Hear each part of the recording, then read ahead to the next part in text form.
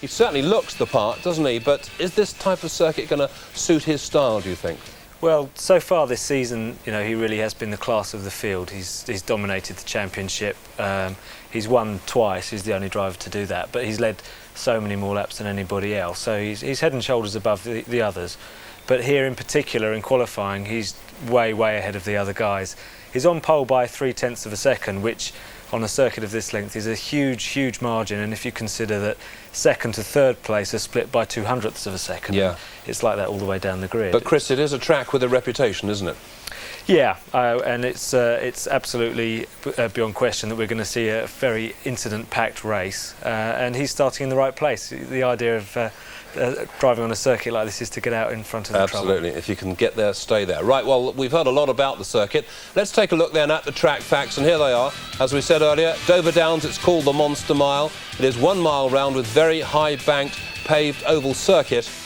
Unusual surface too, as Christopher said earlier. The straight's very short, just over 330 yards, that is, isn't it? Just over 1,000 feet. And the turns too, pretty tight, just over 1,500 feet. It really is a very fast, very exciting, potentially very dangerous circuit.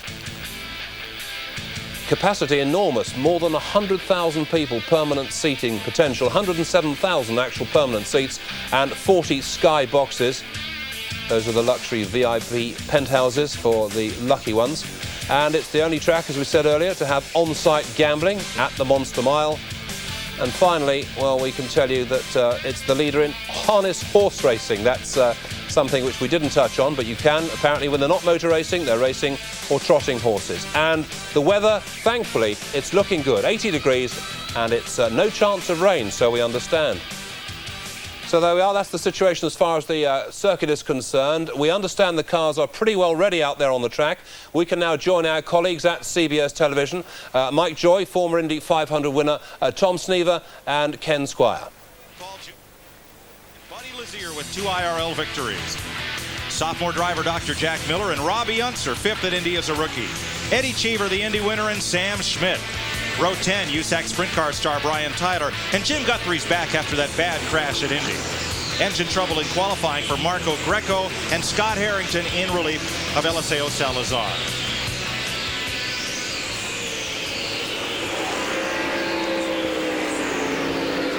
Field forming up behind the safety car. And chassis in the race today, really the first track, the G-Force is actually maybe being the dominant car in qualifying. Tony Stewart has both the Dallara and the G-Force, elected the G-Force through testing and then put it on the pole. Oldsmobile, again, the dominant motor, Infinity working real hard to try to close that gap. The tire situation doesn't seem to be a big concern. There's a lot of grip and they're all doing well. Getting set for a start at Dover Downs. 248 miles. Green flag.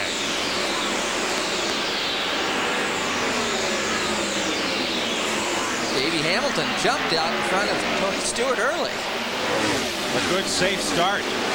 Turn 3, here comes Stewart on the bottom. No. Davey Hamilton, Reebok car, had an excellent start. And a good start here for the Pep Boys Indy Racing League at Dover. 5 cars have broken away from the field. Again, coming off of turn 2, a good shot down that back straightaway.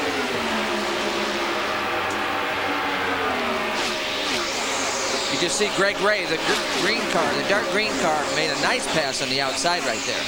Moves up to 6th, leading the second pack. A tight 5-car draft, Tom. We didn't see much drafting in practice. Well, they were a little concerned about this racetrack. They weren't sure what they could get away with, so a lot of guys didn't run real close in the practice sessions. On board with Scott Sharp.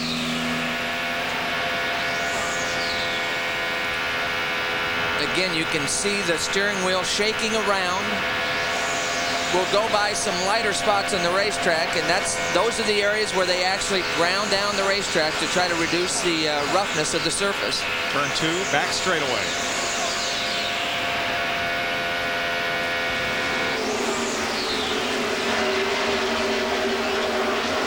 Tony Stewart out in front now. Davey Hamilton, that's Mark Dismore, the red, white, and black car, in third. Scott Sharp in fourth, and Jeff Ward, the former motocrosser, they have broken away from the pack. Well, Ward, he had a little bit of a problem qualifying. He was one of the quickest cars in each practice session. We got somebody slowing down on the inside. But Ward was one of the quickest guys in practice and had a battery or electrical problem qualifying, and it hurt his qualifying time. The Visionaire car, John Paul Jr., had a strong start, and he's on board as he rolls to pit lane. You can see him reach with the left hand. That's really an area where they adjust the fuel mixture. Pretty unfortunate for this team. This team was real happy with this driver change with John Paul and the effort he's given. Second place as they lap underneath Jim Guthrie, making his IRL return. Mark Dismore is closed right up on Davey Hamilton. Let's go to pit road and Dick Berggren. We're off to a good, safe start, and that's a relief for everybody. If you were to talk to the stock car guys who race here regularly, they would tell you that they were fearful for the IndyCar drivers here. When told that these guys are running 30 miles an hour faster than the stock car track record, they're running wide open all the way around, and peak speed only differs by some 4 miles an hour from the slowest speed. The stock car guys just shook their heads and said, we can't imagine how they can do it. So far, they're doing it very well. One of those guys was Winston Cupper, Jimmy Spencer, who was here and won the Busch Grand National North race yesterday. He just watched the Indy cars and just kind of shook his head. Loved it. Loved to see him on this racetrack. Well, they actually tried to talk him into the car, but he felt maybe too many hamburgers would keep him out of that car. Now, Stewart is working the high side of race traffic. Going by Kenny Breck, the white and orange card. Second place battle underneath Jack Miller, and that'll cost Mark Dismore some distance. On the car at the bottom of the screen, Davey Hamilton in second. Well, you can see Ward on the outside. They got slowed up just a little bit, and it gave Ward a chance to try the outside for a position pass. He's working on Scott Sharp right now. There they are. Ward to the outside. John Paul Jr. has climbed from his car, number 10, and it'll roll back to the garage. Short day. Ralph Shaheen. Now, Mike, it looks like an engine problem for John Paul Jr., who's crawled out of the car, as you said. There is nothing in the engine. They are done for the day. God, we're missing some great racing right there, passing on both sides, getting into the corners. Some great stuff out there. Quite a disparity in speeds between the lead lap cars and some of the other cars on the racetrack here. Kenny Breck's car slow down the front straightaway, off the pace.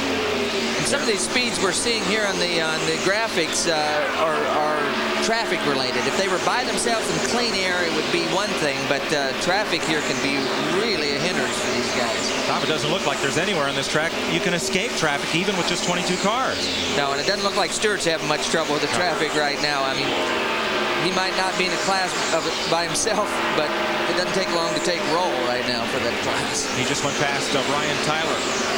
Put Tyler one lap down. Stewart's last lap, 178.7 miles an hour in traffic. Mark Dismore, who is not in traffic, last lap, 182.3. Kenny Breck has come to pit road. Yeah, there's something wrong with that car. The leader was lapping him after just 7 or 8 laps into the race, so they've got some kind of problem. And Scott Harrington's car, the backup car for Salazar, is also in the pits. There's Breck.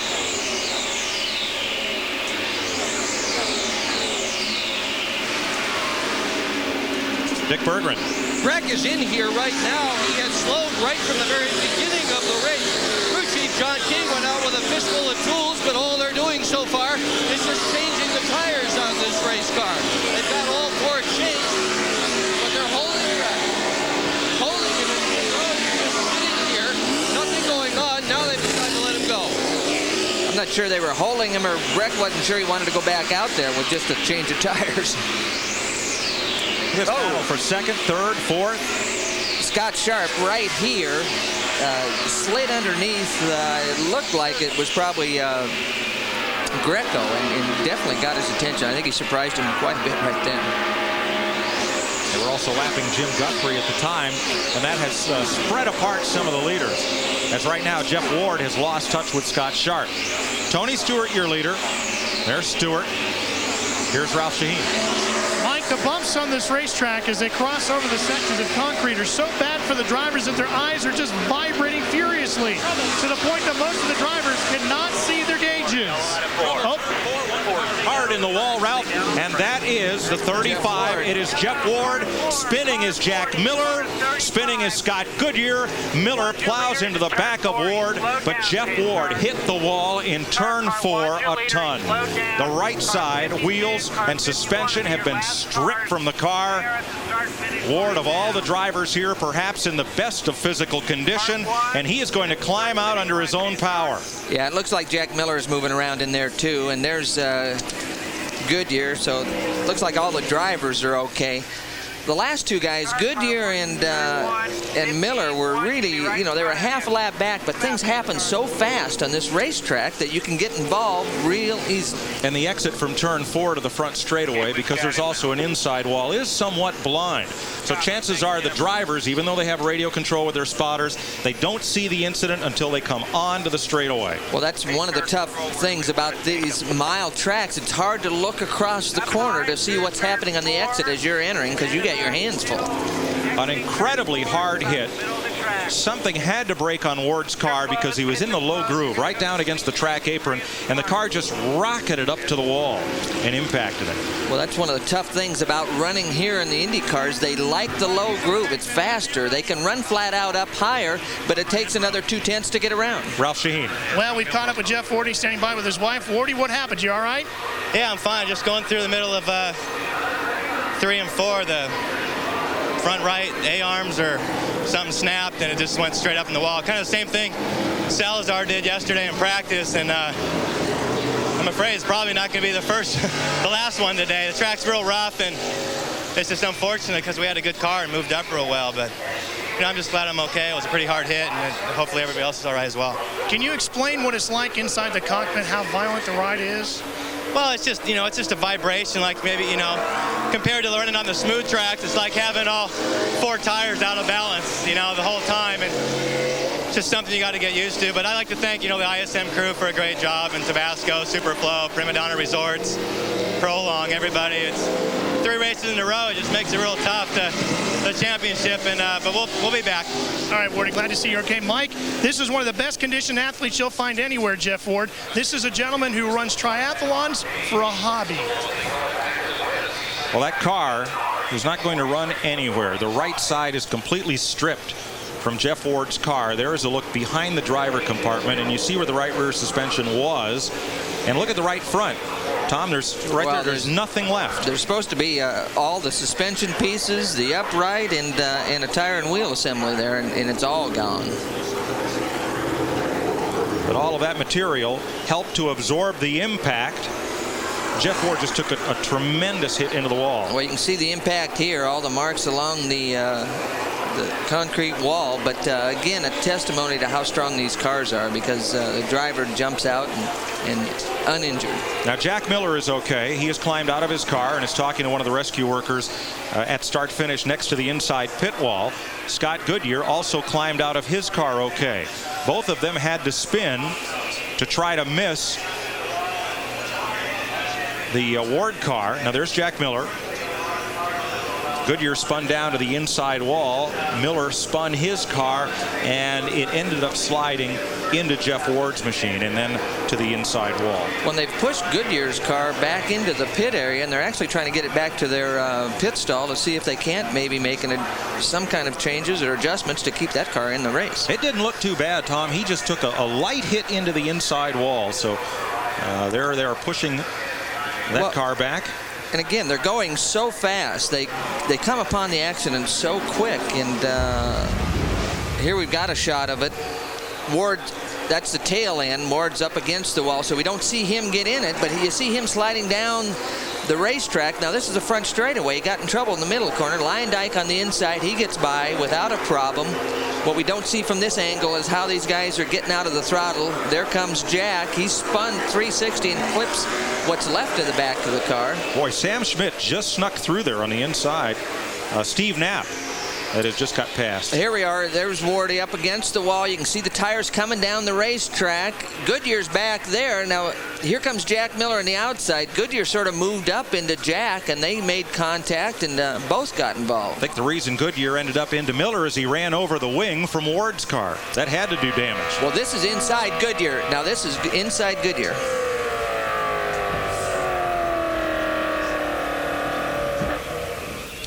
Well, you could see Jack he was going quite a bit faster than Goodyear. Goodyear slowed down quite a bit, and Jack Miller was running quite a bit quicker. But again, Goodyear's just trying to miss pieces.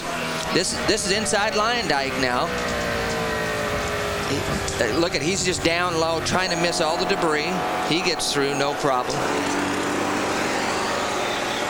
These bank tracks are self-cleaning. Eventually, what goes up top is going to slide down to the bottom. Again, you see Ward up against the outside wall. Parts are coming down the racetrack. Everything slides to the bottom. These guys are just dodging pieces.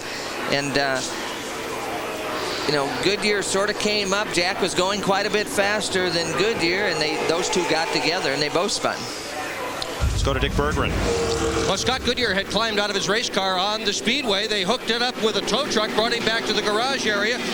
Chief mechanic Kevin Blanche said no, no, no, and they frantically pushed this thing down to his pit stall. Goodyear climbed back in again. The mechanics went to work on the nose, which was blunted. They replaced it, refired the engine, and Goodyear's going to rejoin the race. So we're under caution here at Dover Downs. 27 laps complete. And we'll be right back. Well, they call it the Monster Mile. It's starting to live up to its reputation. Jeff Ward, we were hearing from there, Christopher. He seemed to be saying his car actually broke. Something went at the back. That accounted for him hitting the wall so hard. Yeah, no, we didn't like the sound of that, saying the car's suspension was breaking and making reference to Eliseo Salazar's accident yesterday. His is a G-Force, Ward's is a G-Force, right. Salazar's is a Riley and Scott chassis. But both A-arms breaking on the suspension sounds very unpleasant. We were talking earlier about the concrete surface and that sort of thumping they're getting. Yeah. I wonder if the cars are strong enough, obviously, to survive an accident, and it's great to see them getting out of the cars without any damage to themselves. But are the car's suspensions strong enough to actually race on this sort of surface? Tell you what, I don't fancy being Scott Goodyear, having been in an accident like that, seen other people talking about suspension breakages, and being told by the team, back you get in, son, and off you go again. I mean... Chris, we've heard from several sources there about how rough this track is. We're saying that the drivers actually can't even read the gauges. There's such incredible vibration. Is that going to be an additional problem, and could it have contributed to this accident? Well, it's a problem for two reasons. First of all, it's taking its toll on the cars, as we've already seen. Yeah. But certainly it's a tough enough circuit as it is, with the degree of banking and the short nature of the track not giving the drivers much of a breather. But a constant vibration is really going to tire the drivers out, so I wouldn't be surprised to see one or two unforced errors later in the race, just because some of these guys are just getting knackered, basically. The strange thing was, just before that incident, we were saying, well, we've got off to a pretty good start here. We've done more than 20 laps, no yellows. It's looking good, and in fact, Stewart was looking very impressive, wasn't he? Yeah, we spoke too soon, definitely, and I would certainly expect, and I'm sure he's expecting to see plenty more trouble throughout the rest of the race. Well, I think we got a chance to see the incident once again. Christopher, this is as it happened, and it's impressive, slightly worrying shots, these, aren't they? Yeah, Goodyear's a very experienced guy and has been racing on ovals for a long time, and you can see he's very sensibly backed off. He's minding his own business, looking to see which way the wreckage is going, dodging left and right. And our good friend, the dentist, Jack Miller, appears, and I'm not sure he should really have clipped Scott like that. I think it's up to everybody to back off and take care. But maybe he'd been damaged already, because he was flying when he hit him. He sure was. Right, obviously a lot more still to come in this race. I think we can now cross back to the circuit and rejoin coverage from our colleagues in America. Tony Stewart is our race leader. He's now led 16 of the 19 Pep Boys Indy Racing League events. He's led 10 of the 11 races on mile tracks so far. Let's go to Dick Berggren. Well, Scott Goodyear had come into the pit area here, and they did some more work on the car in the back end. This is the nose. This is what they took off his race car. You can see how it's all pushed in. This is a carbon fiber nose, broken a little bit further up as well. He just came back in. I think they've got some suspension component problems as well. They had hoped this was their only problem. It was a quick change, though. I'll tell you what, Tom Steven, they got this thing off and on fast. Well, and they do a good job. They only changed that one element to get them back there so they wouldn't lose any more laps than they had to, and now they're coming back in to make more evaluations. There's the new nose on Scott Goodyear's car. He is 5 laps down. If there's any question, put that 7 on there, the lowest You heard that comment, put 10.7, put the lowest stagger. That indicates the chassis is probably, the driver feels the car is loose. The back end of the car is loose. They're trying to decrease the stagger to try to put some understeer, some push in this car to make it a little easier for the driver to drive. And you notice they're entering the pits at turn 3 at the end of the back straightaway. The stock cars pit off turn 4, but that's a very difficult transition. So they come into the pits at turn 3 and go and transition back up onto the racetrack at turn 2. This is one of 4 cars that have made pit stops under the caution here at Dover Downs. We'll be right back.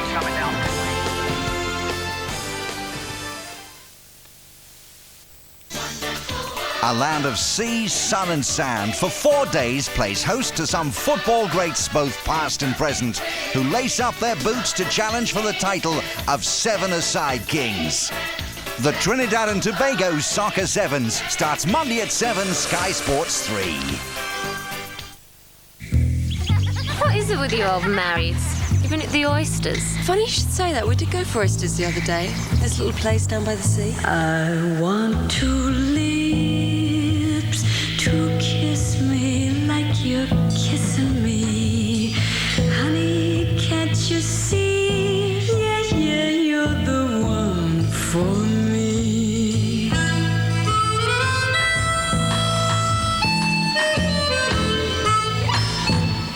Some oysters. Never got round to that. Must have been the sea air. Peugeot 306. The drive of your life. Door chocolate ice cream. Real chocolate pieces in real chocolate ice cream. Leaves only one thing on your mind. Think I'll skip straight to dessert. From £11,995, you can buy a Peugeot 306 Meridian with air conditioning. Perfect for when things get a little hot. Well, we're underway with the Pep Boys 400 from Dover Downs. Chris Goodwin, we saw Scott Goodyear, and we heard, indeed, changes being suggested to the setup of the car. Explain to me, if you will, what that was about and why. Well, they've hurriedly repaired his car to get him back on the circuit, and he's gone out behind the pace car at a slow speed and checked the car out, and obviously there's something not to his liking, so they're actually changing the tyres to try and affect the handling of the car. But what it shows you is that in the impact that he was in with Jack Miller, something bent in the impact in the suspension, so something's not quite right with the car. So I should think he's fairly worried at the moment. I should think he is, and of course you haven't really got much time to sort these things out. You've got to get it right straight away and you're back in there. No, such a short lap, they've only got a very few seconds before they put another lap down, so they've got to do a very quick change and get him back out there, and he could make 2 or 3 stops under the yellow flag. We shall see. Chris, thank you very much indeed for that. Let's see if we can now cross back to the circuit, and away we go once again. 248 laps. Tony Stewart has led most of them. Let's have another look at Jeff Ward's crash up between turns 3 and 4. You'll see him right there, way back in the corner. That car had to brake early in the corner, and he got up there all the way around, down the front straightaway, and now you can see Jack Miller and Scott Goodyear get together. The tough thing, Tom, is he was right at the bottom of the racetrack when things let go, and it was a long ride from there to the top and the wall. Again, this is Goodyear. You see he gets debris on the right front. That's where he gets some damage, and then Jack Miller and him get together. The leaders will pit under this caution. Here's Dick Berggren. Well, this is exactly what Larry Curry promised us this morning he was going to do, Mike. He said he is going to play the pit stops at this race based on cautions and nothing else. I have been watching the stock car races, I guess. Tony Stewart now in his pit area. They're going to do 4 tires and fuel on this thing. About half this crew, you'll notice, is in blue uniforms. They're from the team car of Robbie Buell, which isn't here today. There he goes. Stewart is gone. 10.9 seconds. A great stop for Tony Stewart. When he was the first out, you saw Davey Hamilton exit the pits right after him, so not much change in the order in the first couple cars. Most of the field has pitted under this caution.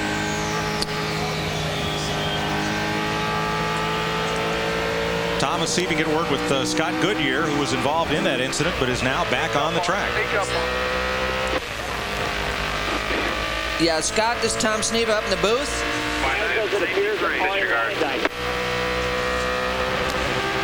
Scott, you can hear him talk to his other guy. Scott, can you hear us up in the booth?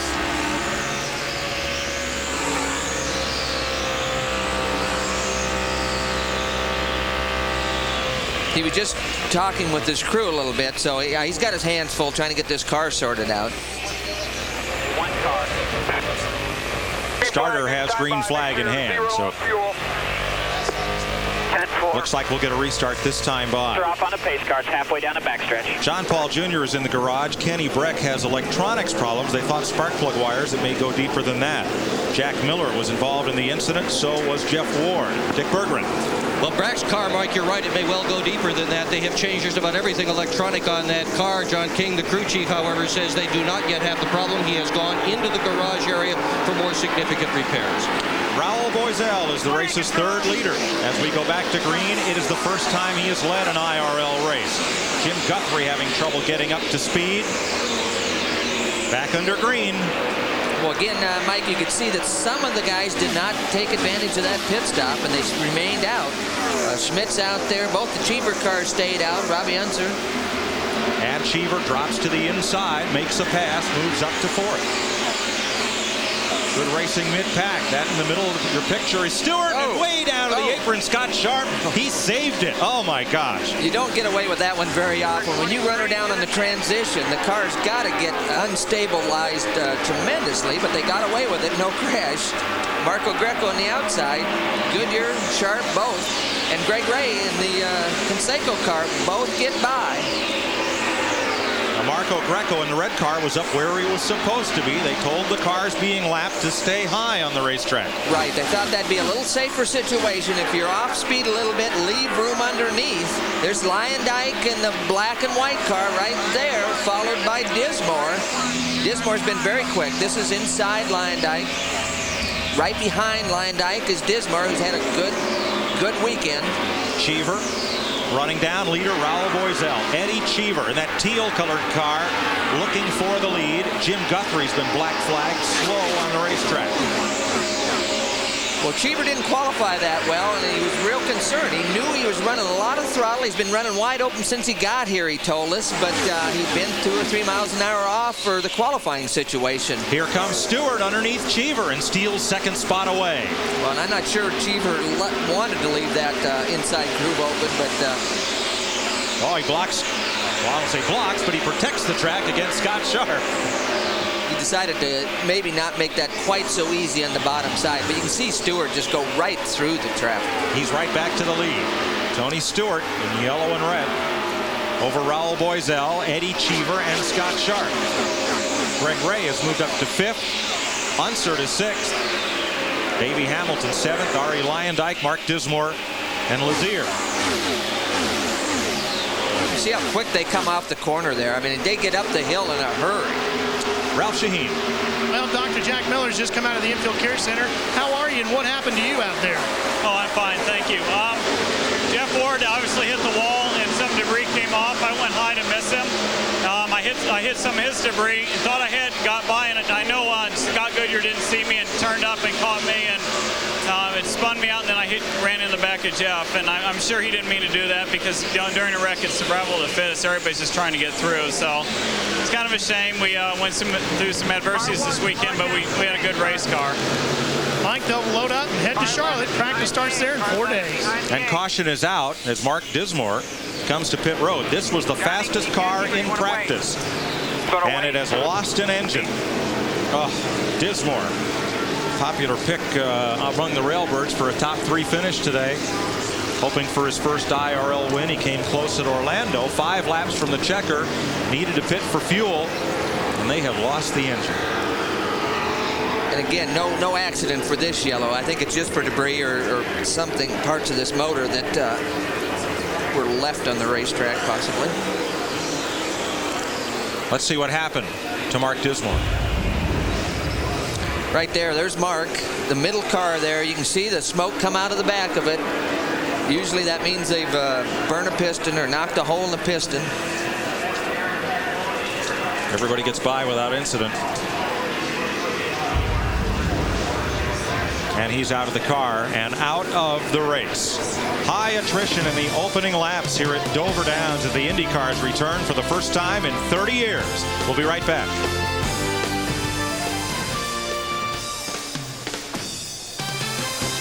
So lap 43 of this race, we have our second caution. Watching the action with me here, Christopher Tate and Chris Goodwin. Christopher, I think the question for you is that what's really caught my eye, and I know you've admired it too, the way Stewart is just carving through this traffic. I mean, he's unbelievable, isn't he? Yeah, at the top of the show, Chris called him really the class of the field, and when you see him moving like that, and you see the others hesitating, understandable given the sort of accidents people are having today, but you see others hesitating, and Stewart's just taking high, taking low, running down onto the apron, up near the wall. The car's obviously rock solid, and he is very brave boy. I mean, this is great stuff. But this is a self-perpetuating thing because he feels good, he's driving well, and the confidence comes even more from that sort of thing, doesn't it? Yes, and he's on a roll. He's the only guy to have won 2 races so far. He's the reigning champion. He's the points leader. I mean, everything's going right for him. I think we rate him very highly, and I mean, he's showing it in the way he's handling traffic. Wonderful. Chris, it's not often you can actually see the man who's in form so clearly standing apart from the rest of the field, but this is one great example, isn't it, the way he does carve through the traffic? Yeah, absolutely. It's just a sign of his confidence, really, and to be honest, that in itself is making his overtaking less hazardous because all the other guys are hesitating, and the moment you hesitate, the guy you're overtaking hesitates and doesn't know where you're going. I think anyone that's about to be lapped by him knows exactly what's going to happen to them. Yeah. Before the race started, we were talking about this track and the steepness of the banking, but in fact, even the straights aren't level. I mean, the thing is on an angle all the way round, isn't it? It's amazing. Yeah, it's quite a vicious-looking circuit, and as you say, even the straight is at a very steep incline. And even on a conventional oval, the cars will be set up so that they won't drive in a straight line. Normally, they're set up to ease the cars around the left-handers. But with a banked straight, the guys will actually be having to put quite a lot of workload into the steering just to hold the cars in a straight line. So. And Christopher, we noticed, don't we, now that it's going the way you feared it might be, a smallish field. They're starting to all fall by the wayside. We could be down to a few runners by the end. Yeah, shame to see Engine go on Dismore. That's a nicely prepared car, and he's been having a competent run. But we've got people out with accidents. We could be a little thin, but that's what makes it worthwhile to get back in again if you can, if you've got a problem. Points and money paid all the way down the field, you may as well carry on running. But I think it'll still be quick at the front. OK, let's just see if we can cross back now. We can get a race summary as the action progresses. The man that started it off, Stewart, back up on the point again with 3 lead changes, and the speed way down from that 185 at which he qualified by these 2 caution periods, which are still extending now through 17 laps. And the cars, Jack Miller is out, Ward is out, and Harrington pulled out after lap 1. Let's go to Dick Berggren. I'm with Mark Dismore. He's been out of the car for about a minute and a half, and Mark, your heart is still pounding. How physical is it out there? It's real physical, Dick. It's quite an aerobic workout, I'll tell you. What happened to the engine? What caused it to fail? Well, I think we broke a rod is what it felt like. I mean, I've lost a couple, and that's what it felt like happened. It probably lost a bearing and then rod let go. Many of the mechanics this morning were saying that there's kind of 3 races here, a race to see if the engines are going to survive, the cars or the drivers. In this case, the driver's fine, the engine's not. Mark Dismore, one of the fastest in practice all weekend here at Dover Downs. I'll tell you, they're fortunate if they lost a rod that it didn't go through the side of the block and cause a lot more trouble for everybody. That's true. Coming up next, CBS Sports begins its coverage of the Goodwill Games, live from Madison Square Garden in New York. In an international hoop fest, the USA and Puerto Rico square off. That's next. And later today at 4 p.m. Eastern, final round coverage of the Ameritech Senior Open from Long Grove, Illinois. We got a restart. Tony Stewart leads Eddie Cheever, Scott Sharp, Greg Ray, and Davey Hamilton. Robbie Unser is 6th on the restart. Ari Lyondike, Buddy Lazier, Stefan Gregoire, and Raul Boisel. Well, again, the big story, Cheever did not qualify that well, but you can see him running right towards the front of this pack. So he obviously has a better race car than he did a qualifying car. Jim Guthrie back on track after a stay on pit road. And Cheever is doing a good job of hanging right with Tony Stewart. He really is. Again, we can really see the white marks down the racetrack. Those are the places where they brought the grinder out to try to smooth this racetrack to make it a little less physical for these race drivers. Dick Berggren. We were wondering about Eddie Cheever going so much faster. Owen Snyder, his chief mechanic, just just looked at the lap times that they had put in until qualifying, and he said, this just isn't working. So they changed just about everything in the car. They changed springs, shocks, ride height, rear wing. Basically, they threw an entire new setup at the race car. They only had a few minutes to practice last night. It was good there. It's great today. Cheever's last lap, the fastest I've seen on the board today, 181.4 miles per hour. And Greg Ray just ran a lap at 182. Wow. Well, these are speeds that are faster than what they actually qualified at. And very rarely do we see that at any of the IndyCar races. Greg Ray, 182.5 last time by. He's the fourth place car at the top of your screen. That black machine with the orange helmet. It's dark green, actually. His own car is black. This Conseco car is dark green. He's subbing for injured Billy Vogt. Second place race. Cheever has been caught by Scott Sharp. Scott Sharp right there is putting more pressure than Cheever wants to see right now. This is inside Scott Sharp, so Scott now is really just sort of sizing him up, seeing where he's maybe a little stronger, where his weak points are in relationship to Cheever. Wow, inside, down, underneath, going in. Eddie must be leaving a little bit of room there because, again, he's as quick as anybody. Cheever now being pressured by Greg Ray, right behind Scott Sharp. There's Cheever in the teal and black colored car and that dark green of Greg Ray driving A.J. Foyt's car.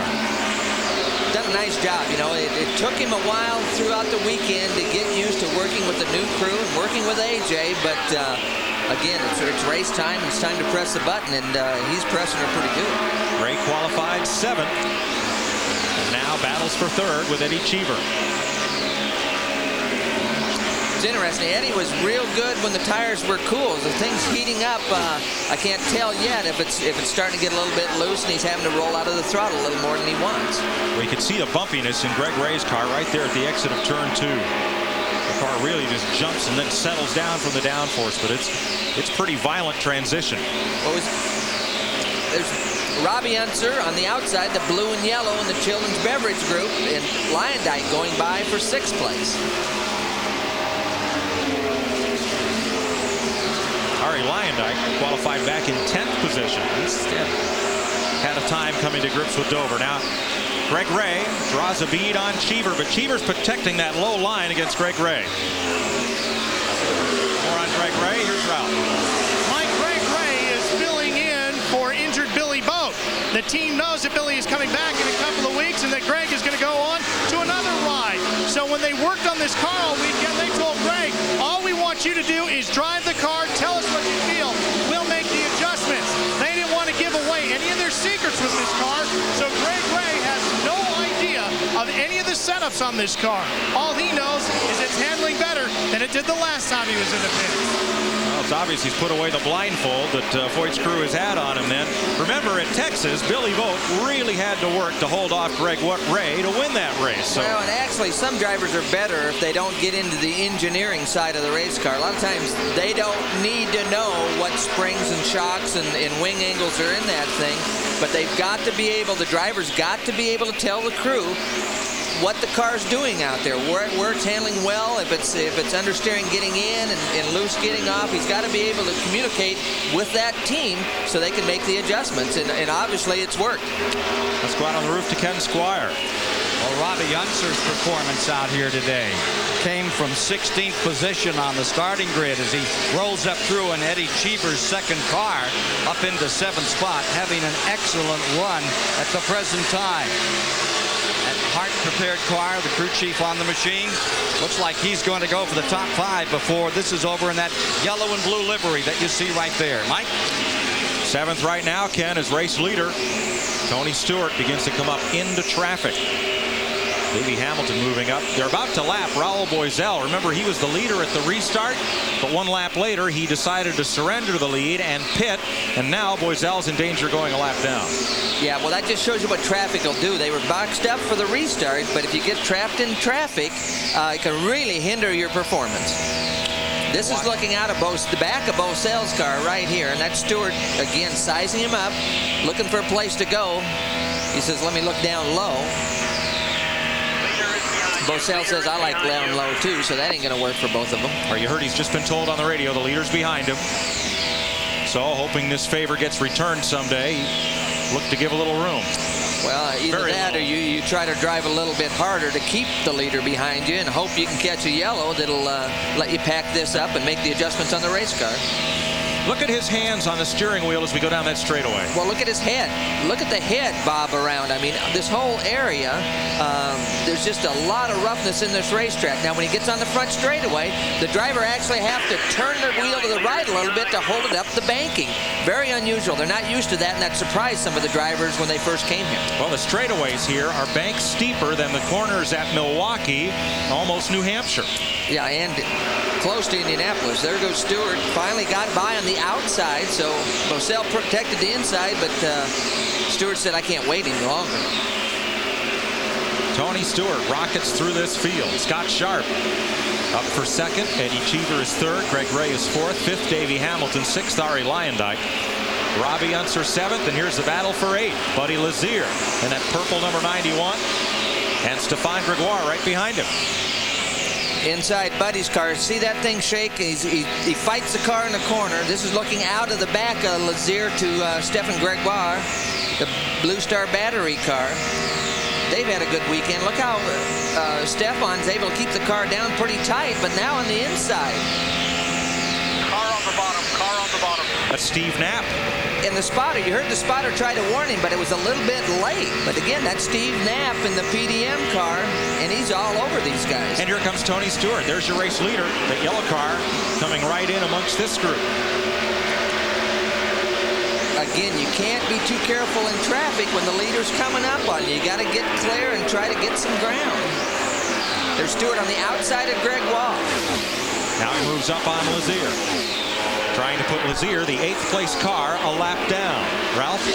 Mike, don't forget that Tony Stewart is driving a G-Force chassis. It's the first time he's run one since Phoenix. He got his first career IRL win in this very chassis last year at Pikes Peak. The G-Force has less drag, which is exactly what you would want on this racetrack. Tony normally runs a Dallara, a better car for places such as Indianapolis, where you want really good downforce. And his choice of the two chassis for here, they did a lot of testing. Yeah, we got a car slow down that back straightaway right there. Sammy Smith. But you can see how Stewart just dominating the field right now. And it's amazing. It's one of the exciting things about the IRL is that you're able to go back and forth with different chassis for different racetracks, and the motors and everything adapt both one way and the other. Sam Schmidt, the Formula 2000 graduate, on pit road and coasting in.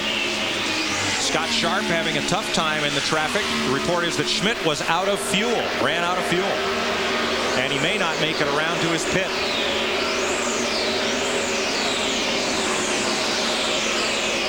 Now he's up on the banking, trying to get a little coast down the hill. Yeah, that's real bad timing where you're going to run out of fuel. He obviously had to go about the whole racetrack, and he's not going to make it. He's at the entrance of turn 3, and it's a long way around to the pit lane.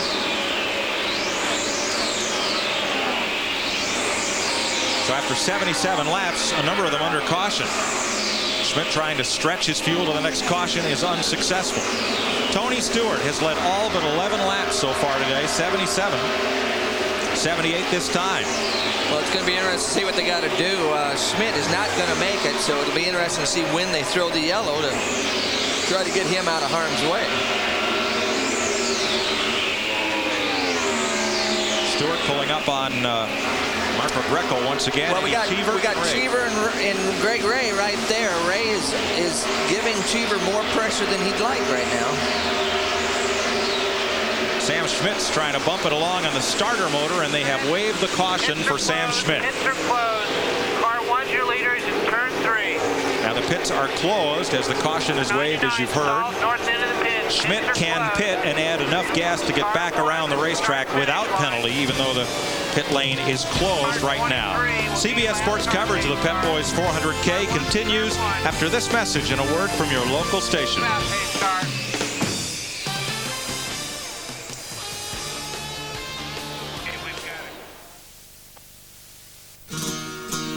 You've probably been there on holiday. Welcome to Spain. You probably loved it. The sun, sea, beaches. You probably adored the people.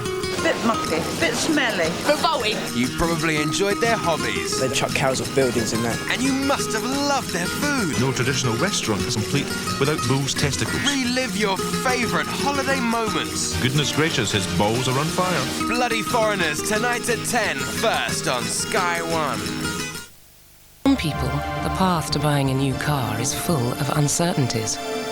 But now we're introducing a simpler way to buy a new Ford.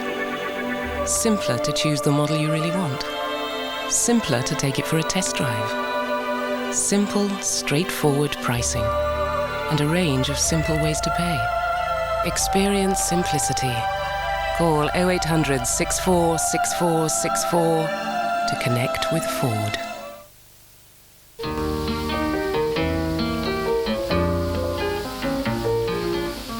Why do you whisper green grass?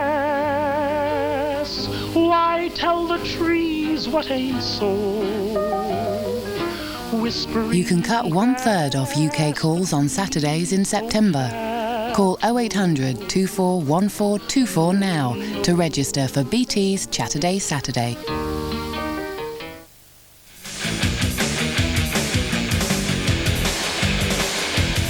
Welcome back. Well, our colleagues at CBS in America are still on a commercial break. We'll be back with the action very soon. Just briefly, Christopher, just summarise for me, if you will, in simple terms, the difference between the two types of chassis in this race. Well, the Dallara chassis has really been dominating in the whole IRL season to date, and Tony Stewart's been running one all season.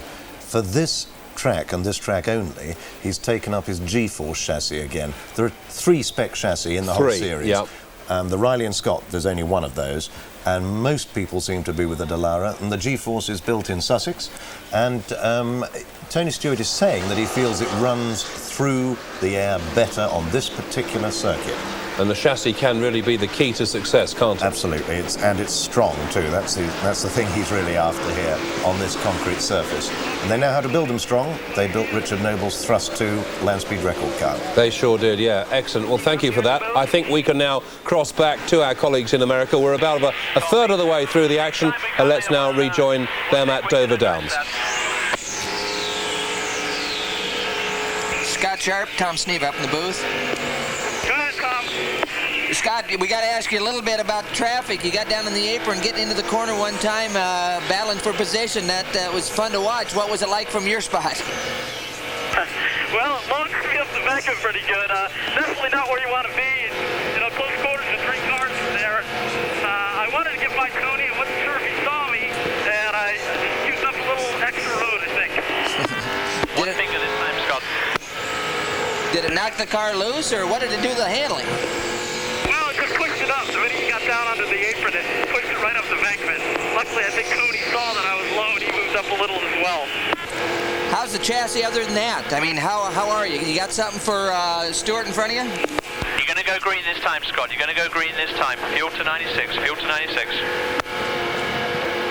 I don't know, Tom. I think we're just going to hang in there, keep riding, see what happens. Good luck. Thanks, Scotty. Going green this time. Go green, Scotty. Going to go green. Get your fuel up to 96. 84 laps complete. 3 cautions thus far today for 27 laps. Pace car stretches out the field at turn 4. And Scott's going to try to get a jump on Tony Stewart here. He's coming. He's reeling Stewart. He's going to close right up within a car length and charge for the lead in turn 1.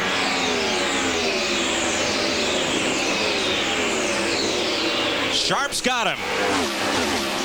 A great move. He got a little momentum on the restart. He was able to get after the throttle and got the job done. Battle for third. Greg Ray.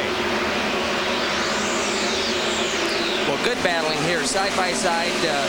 Goodyear on the outside. He's a couple laps down, but he still wants to race with these guys. Greg Ray almost got in the side of Cheever. Scott Goodyear lets the cars on the lead lap go by. Now out in front of Scott Sharp is Knapp, back in 13th spot, 4 laps down, but he's just as fast as the leaders right now. That's Knapp ahead of Scott Sharp. Again, this is inside Sharp's car. You can see him shuffle his hands around to get around this racetrack. This car looks like it might be a little bit softer suspended than some of the others we've been in car with, because he doesn't have the vibration, or we don't see the vibration that some of the other cars have. Ralph? Well, Mike, soft or not, he likes the way it is. He has made no adjustments to the chassis or handling of this race car. And that last stop, they just took tires and fuel. Crew Chief Mike Horvath says they're very pleased with the handling of their race car. And Ralph, he has pulled away from Tony Stewart. Now here's the third place battle. Davey Hamilton in orange and silver, the Reebok colors, then Greg Ray and Eddie Cheever in teal, keeping close tabs on one another. But Scott Sharp is really opening up a lead. Well, that's pretty impressive, because we asked Scott if he had anything for Stewart, and he wasn't sure he did. But it goes to show you how close these cars are running, and being in the right traffic position and clean air really helps the car. Closing in on 100 laps, Ken Squire. When you watch this battle between Scott Sharp and Tony Stewart, remember, it's not just over Delaware. This is for the Indianapolis Racing League Championship coming into the weekend. Leading in the points was Stewart by 20. Picked up a few more by sitting on the pole. But the man in second spot is the driver of the number 8 Delphi Automotive car, qualified fourth, Scott Sharp, out of Connecticut, now leading. Back to Mike Joy. Thanks, Ken. He's trying to pull up and put another lap on Knapp, and that's not going to be easy. Knapp lost 3 laps when he pitted under green, just a few laps before the second caution. Yeah, we're not sure why he had to pit under the green, but Knapp qualified fourth. This PDM team is just ecstatic with the job that he's been doing for him. You can see he's about as quick as anybody. It's only Steve Knapp's second start of the year. Of course, he was sensational at Indianapolis. We've got Davey Hamilton in the Reebok, the orange car right here, and right behind him, Greg Ray is trying to find a way around. They're pulling down on Stefan Gregoire, a lap down, and moving underneath now, Jim Guthrie. Well, Cheever, you can see Cheever, the third guy in that, right after the green car is Eddie Cheever. So it's a pretty good battle right here between these three. Dick Berggren.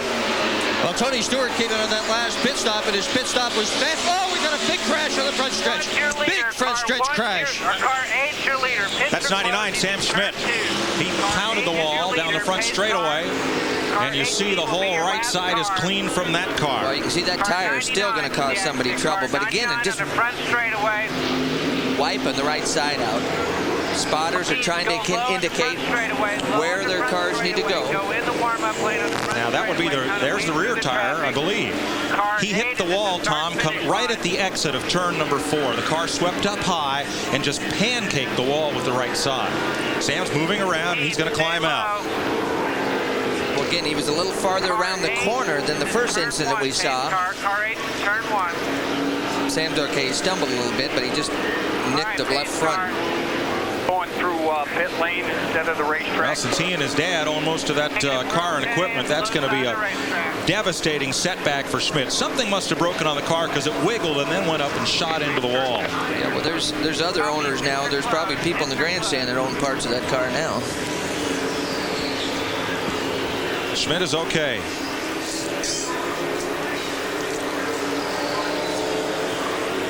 They've had a pretty decent season, the races that they've been running at the finish. But he has 7 DNFs in 11 career IRL starts, make that 8 for 12 now.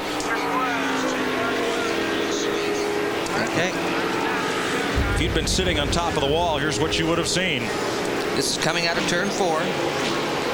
Oh, the thing got sideways. The back end jumped loose, and he had to try to catch it. We used to have a camera in that location. Not a cameraman, folks, but a camera. Mandatory trip to the infield care center for Sam Schmidt. And you could see the car, the back end just stepped out on him big time. He tried to catch it, and by that time he's in the outside wall. Bits and pieces, the front suspension access panel off the nose. And let's slow this down for you. It's hard to get a sense of the force of this impact at speed. Again, you can see the car get sideways. He tried to correct it, and when he corrected it, turned it to the right. Boy, it just caught and snapped it up into the outside wall with the right front. It shows, Tom, though, how far we've come in IndyCar construction with regards to safety. The suspension pieces compress, collapse, the tires do their job, and then all that right side pod does an awful lot to absorb impact. Well, you can see there's not much left on the right side of that. You can see the tire bouncing across the racetrack, almost hitting the car again as he passed it one time, but again, self-cleaning, everything goes to the bottom. Let's check with Ralph.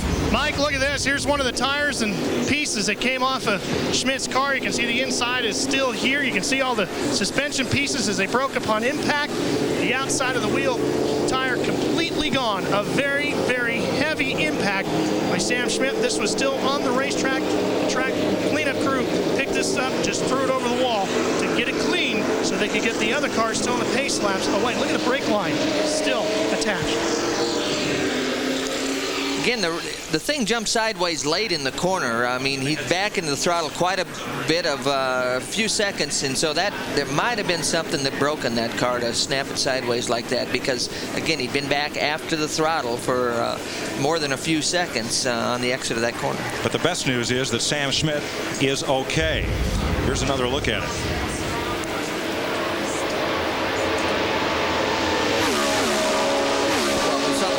Right in our way just as the thing snapped sideways. But look at the debris that these other cars have to try to drive through at speed.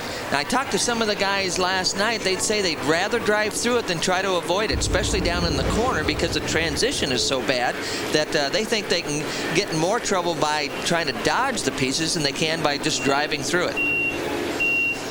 Sam Schmidt's pulled up at the Care Center. Again, that's a mandatory trip for anyone in the Pep Boys Indy Racing League. If you're involved in an incident, you go to the Care Center to be checked out before you're released. That transition that Tom's talking about is from the 24-degree banking down to the track apron, which is essentially flat, and it's a very sharp drop there. It would look a lot like a curbing almost. Well, and again, a lot of times the camera angle doesn't show it, but the racetrack goes down like this. When you get to the flat, it's a lot sharper angle than what it appears to be on our camera angles. So we're under caution again for a bad crash here at Dover. Sam Schmidt is okay. Walked away, and we'll be right back to Dover Downs.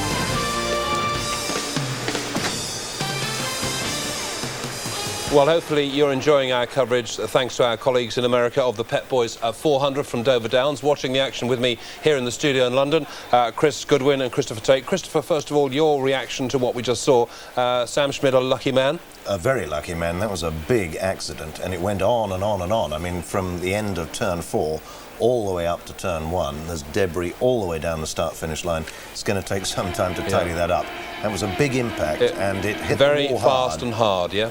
Yeah, I mean, we didn't quite see why he did that. I'd be interested in what Chris has to say. It looks to me as though that was something braking rather than driver error, but... Yeah. Chris, you were making the point that's just about the area where there is a big bump, the sections of concrete. It's very hard to say from the outside, but it did look as if it was roughly in the area where there is a bump, and it looked to me as if he was slightly running wide in the corner, maybe wider than he normally would have been already, and maybe the bump is a bit more severe there. But in any case, it looked like he was correcting a bit, and then all of a sudden the car just got away from him. But the very fact that he was correcting a rear slide steered him straight into the wall. Yes. And that's one of the things I've been told, that if I ever race on an oval circuit, if the rear of the car steps out, don't do the normal thing and correct too much into it, because you steer straight head first into the wall. Now, one of the main problems with an incident like that is the amount of debris that's left on the track afterwards. And really, you were making the point, it's so essential to get everything off the track before you restart racing. Absolutely. Not only is there a danger of, obviously, a car picking up a puncture at the speeds they're doing, over 200 miles an hour down the straight, the car's being pressed into the road, so the slightest sharp object could shred a tyre. Yeah, but I mean, you've only got to look at these pictures to know how much stuff is being left. There's bits all over the place, aren't there? Oh yeah, and you've got to understand that those bits and pieces are made up of either carbon fibre at best, or worst, steel nuts and bolts, and if a small nut or bolt was flicked up by a car you were following at 200 miles an hour, it's not going to take much for that to go through your visor. So it's really important to get an absolutely clean racetrack before they start going quickly again. Fine, I think we can now cross back to Dover Downs and rejoin the action. Welcome back to Dover Downs. We are under caution for Sam Schmidt's crash coming out of turn number 4. Schmidt just hit the wall hard. Now, Scott Sharp in the last run of Green Flag Racing had opened up quite a lead on Tony Stewart. Let's go to Dick Berggren in the pole sitter's pit.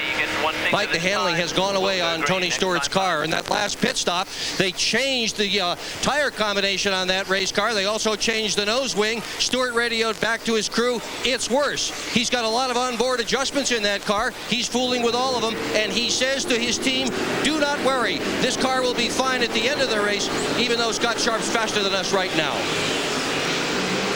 Thanks, Dick. There is Scott Sharp, your race leader. Stewart lines up in second. Well, we talked about the adjustments you can make on board. There's a bunch of things. They've got weight jackers that you can run on only one corner of the car, so you can change the weight from the left front to the right front. You can move the weight around 70, 80 pounds, and that sometimes can change the handling characteristic quite dramatically. Late pit stops for Scott Goodyear, who is laps down, and Ari Leyendijk, who is on the lead lap.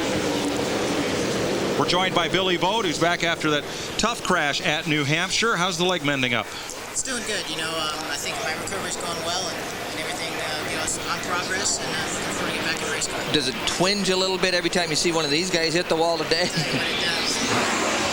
We're back under green. We'll have Billy stay up with us for a bit and comment on what we're seeing here today at Dover as the Indy cars return here for the first time in 30 years. Scott Sharp in front of Tony Stewart on the restart. Greg Ray right there with Davey Hamilton, the orange car, and Eddie Cheever. Cheever dives underneath Hamilton and moves up a notch. Well, Hamilton just had to wait. He's just trying to fit in. But, Billy, it's got to be tough to watch your car out there. It's fun to see that it's doing decent, but I'm sure you'd like to be in it. Oh, we got trouble. Ouch. Turn 2. Wow. A grinding crash out of turn 2. 2 cars involved. That was Cheever on the outside that slammed the wall real hard. And there's a car, 2 cars down to the inside. Cheever's shaking his fist at Greg Ray. Well, and yeah, that's Greg Ray and Billy's car. They're both moving around trying to get out of these things, so they're all right. The one I'm surprised at is Cheever. Cheever's got to be stunned just a little bit because that thing hit the wall hard. Go low on the back stretch, slow it down. There's debris everywhere.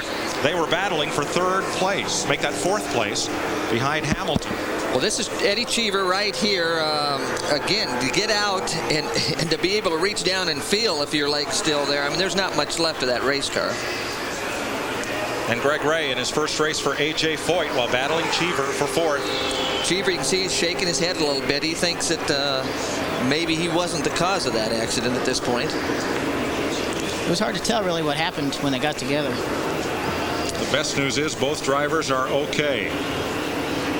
Look at the look in Greg Ray's face. I mean, I'm sure he's very disappointed because they had a great run going. The Conseco car was working very well, and they were hanging right in there. You can see he's trying to tell the safety workers he's fine, but I don't know. Did you see the eyes there? I mean, and it looked like he was staring down Eddie Cheever. So obviously we have a little disagreement between these two of what caused this thing to start.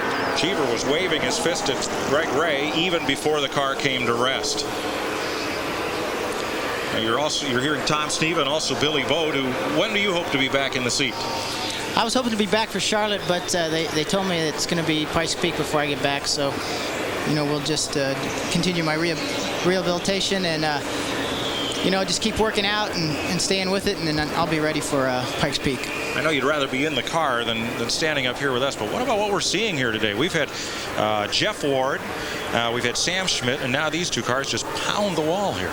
Well, I think, this is a very tough place to run. It's very much high attrition, and we're looking at, the guys are running close. I mean, I was up there watching them in the suite, and how close they're running is incredible. I think it would scare them if they knew how close they were running. So we're looking at AJ, your owner, and obviously he's got to be a little discouraged at for this the point. 2nd race in a row. He has to take the ride to the care center to meet his driver. I've seen that look on his face before. That's not a good look. No, he didn't like that. The good news is we couldn't read Eddie Cheever's lips as he was walking away. Yeah, it would be interesting to see that replay again. Well, let's try to see. This is inside Lazier's car right there. Well, again, you see them wheel to wheel, side by side. There's just not enough room. No, they're both fighting for the same spot and touch wheels. Again, from that angle, it didn't look nearly as severe as it did from the live angle, the other angle we saw. Looked like they just ran out of racetrack. Eddie was coming down, and the car on the bottom is naturally, the gravity wants to take it up the bank, and they just ran out of room. It's very unfortunate. It looked like Greg realized that he wasn't going to be able to get the pass done. He was actually trying to sneak back out of that situation, and it doesn't take much of a wobble when they're running that close. But it's amazing these guys feel good enough to run that close to each other when they're running, the speeds they're going on a mile over. Here they go. Again, you can see Eddie get slammed up into the wall. Just kind of got in the left rear there, and they both just went straight into the fence. It's and then that inside, I tell you, that inside impact is just as bad as the first one, because you have to wait for that one coming. You see that one coming, and there's absolutely nothing you can do. So, well, it's a little bit like a blue light special, a 2-for-1er. You get the outside wall, and what's really bad about the outside wall, it tears all the suspension off, and there's nothing there when you get to the inside wall to absorb the energy. Nope, you don't have brakes. You're steering, and you've got your foot on the brakes, and it's absolutely doing nothing. Well, it looked like there's plenty of room for blame, and both drivers were gesturing and signaling to each other their disapproval. Here it is again. Right in the bottom, you see Greg wiggle a little bit right in the middle, but they get through that, and again, they come together. Yeah. It did not look to me like Greg Ray pushed very much up the racetrack. No, but he did. Just before they made contact, Gray wiggled. He's down low trying to get by Eddie, and the car wiggled. Looks like it wiggles over that bump. When it wiggled, he sort of backed out.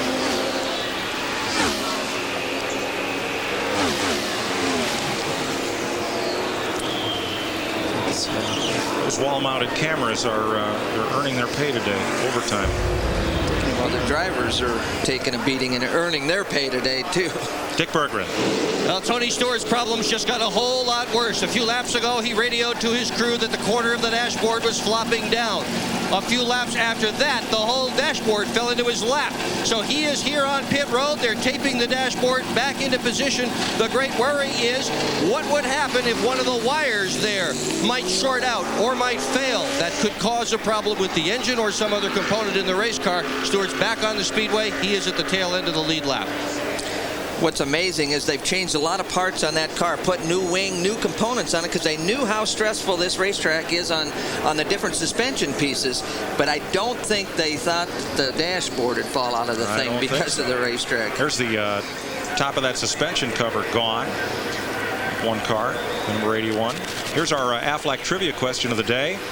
Two drivers are tied for the most career IRL wins. Who are they? Give you a hint, it's 3 wins apiece. And we'll have the answer for you in a moment. We're under caution at Dover Downs International Speedway as the Indy cars return. We'll be right back.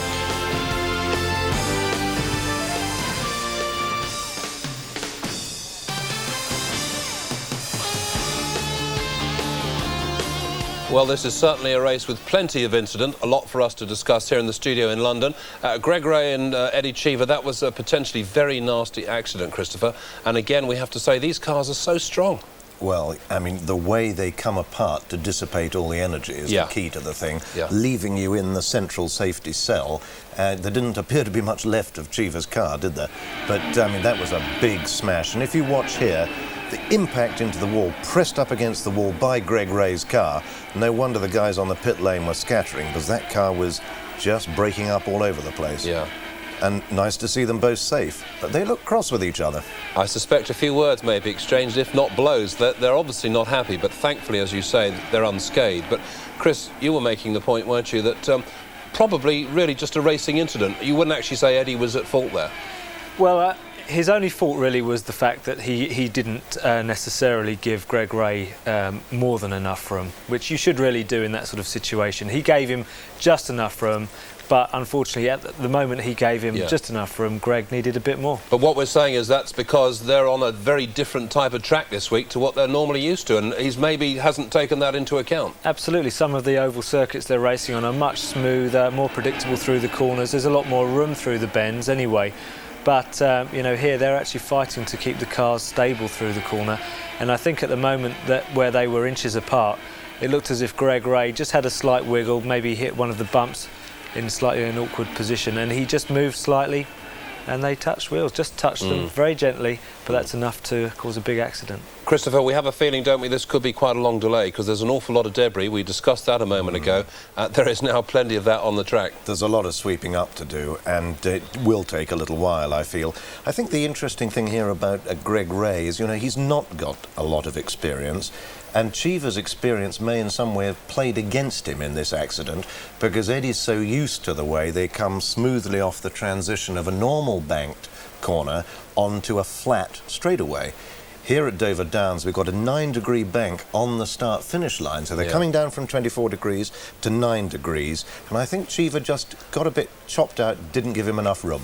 Christopher, thank you for that. We're now going to go back to Dover Downs. We've got a summary of the race so far from our colleagues at CBS.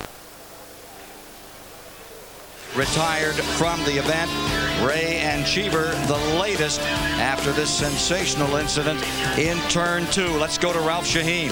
Well, Eddie Cheever is out of the infield care center. Eddie, what happened between you and Greg Ray? There was a pile of cars up ahead of us, and they were slow. He got caught up in traffic. I went around the outside. I was completely clear. Have no idea. It would have been a move if I'd have done with somebody who had a little bit more experience. Would not have been a problem. He probably panicked, lost some air in the front, and just ran into the side of me. And, I mean, he was past. I was gone. I was past him, and I was already looking down the straightaway. So I don't know what happened. Very frustrating.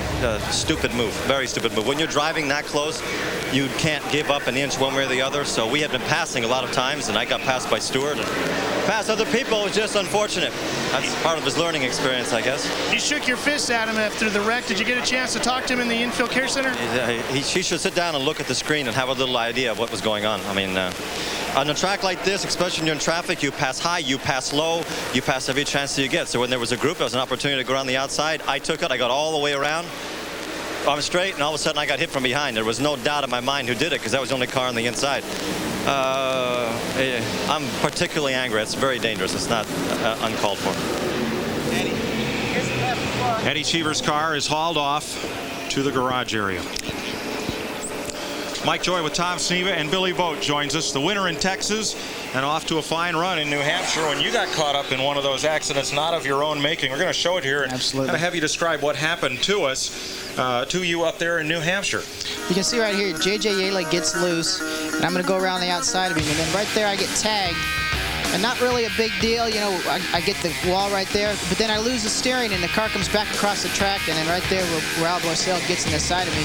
And you can't really see the impact, but the nose of his car is lodged right in the side of mine right now, and it actually went in about 10 inches into my car and was laying in my lap, and it was something I'll never forget, a pretty painful incident. But I really got to give a hand to the IRL medical crew. You know, they did a great job of getting me out of the car. And, you know, Dr. Bach, they flew me back to India and took care of me there. And, you know, those guys did a great job, and I feel real lucky. It was pretty interesting. It looked like you almost cleared the whole situation, but just got nipped. And the outside wall really didn't do much damage.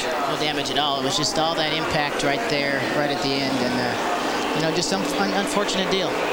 Watching Ari Lyondike pitting. Billy, glad to hear that you're okay and on the mend and going to be back with us in Colorado Springs. Thanks for stopping by. Thank you. Ralph Shaheen. Unfortunately, Mike, this infield care center's been pretty busy. Sam Schmidt out now. Sam, what happened to you? Well, I'd like to see the tape myself because I'm just not sure. I mean, the first set of tires were fantastic, and fortunately we started so far back that we, you know, just didn't really have a chance. Just trying to bide our time. We knew attrition would be a problem, and just this last set of tires, it just seemed something was different with the car, and it was just kind of vicious. And then coming through forward, it just seemed like something broke, and the back end snapped around. So, I mean, I have no idea what happened. We were just trying to ride it out, that set of tires, and I'm just not quite sure. You know, it got me puzzled. I guess Lord just didn't want it to happen today. How tough is this track on these cars, the pieces and parts? I really don't think it's any problem with the track. You know, I mean, it's no different than the loads are no different than Texas or Charlotte or any place like that. And we really, I mean, everybody had their shock styled. I hadn't heard anybody complain about the bumps. You know, it's just one of those deals. And if anything, it's just a little narrow with, you know, with what happened to Greg and Eddie. There's just not a whole lot of room at 180 miles an hour to make corrections. So it's, you know, people were really being conscientious out there though and giving people room. So I didn't expect this to be this bad. Thanks, Sam. On the pit stop, the left rear tire changer for Ari Lyondike knocked down in the move through the pits here. Well, here's a replay of it. Left rear right here. The car is actually let down before he gets the wrench back on it. Oh, he got tangled in the hose. Trying to push the car away. Got tripped up there. Well, again, he's behind most of the serious stuff, so that didn't look like it should have been too serious. It's behind the race car, so at least the race car didn't get him. He's okay. All right, Tom, who are the two drivers that are tied for the most career IRL wins with 3 apiece? Well, I think you got to put Tony Stewart in there somewhere, and You I'm going to give somebody else the opportunity to. Here's a hint. Look at the screen. There's a hint. I wanted to give somebody else the chance to put Ari in that second position. Ari Leindijk and Tony Stewart have 3 Pep Boys Indy Racing League wins. Cleaning up from the crash between Eddie Cheever and Greg Ray while racing for 4th spot. We'll be right back to Dover.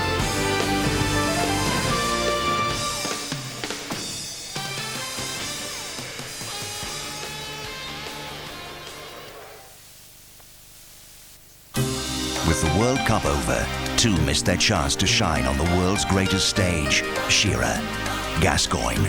For them, retribution begins here. Newcastle, Empoli, Benfica and Middlesbrough battle it out for the JD Sports Cup, coming soon on Sky Sports 2.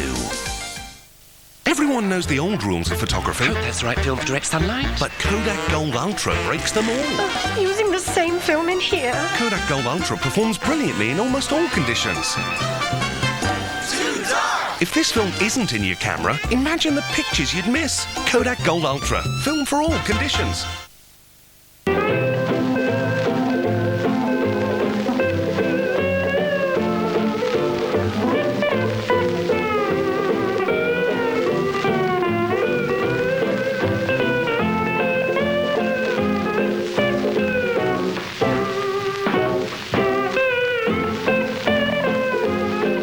Fiat is now offering air conditioning for a cool £1 on selected Fiat Bravos, Fiat Bravas, Mareas and Marea weekends. Oh no, how are we going to sort this lot out? Don't worry, Mr. Jones. All these other insurance companies. We'll do all that. I'll have to take a day off going around garages getting estimates. No, leave that to us. But we still have to get it picked up. No, we'll get it picked up. No problem. When do we have to come and get it? Don't worry, we'll deliver it back for you. I wonder if it'll be cleaned inside and out and looking like new. Well, it certainly looks good. It's better than that, Mr. Jones. All the work is covered by a 3-year guarantee. For easy, low-cost motor insurance... Better talk direct to Direct Line. Susan Oliver is very partial to a bacon sandwich. But not just any bacon sandwich. Oh, no. The bacon has to be very, very crisp. The sauce has to be very, very brown.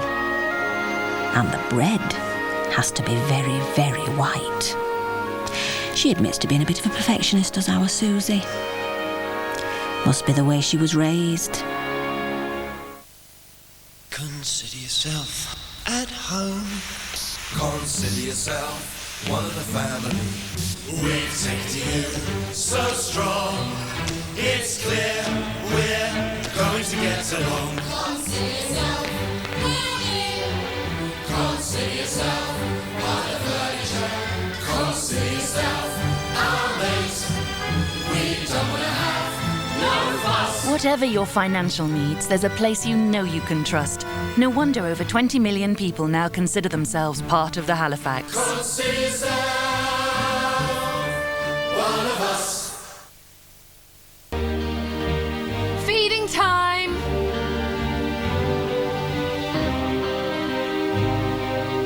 Keep on running. Flash poser.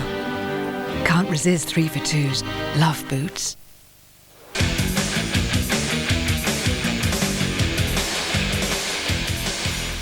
Welcome back. You're watching the action from the Pep Boys 400 at Dover Downs on the eastern seaboard of the USA. And we can now go back to the racetrack, catch up on an interview with one of the key drivers there. Greg, what happened out there, and are you okay? Yeah, I'm fine. It's just it's very disappointing to be in AJ's car and running for Conseco here. We had a pretty good car, and we were working our way up to the pack. We started 7th, and right then we were running in 2nd.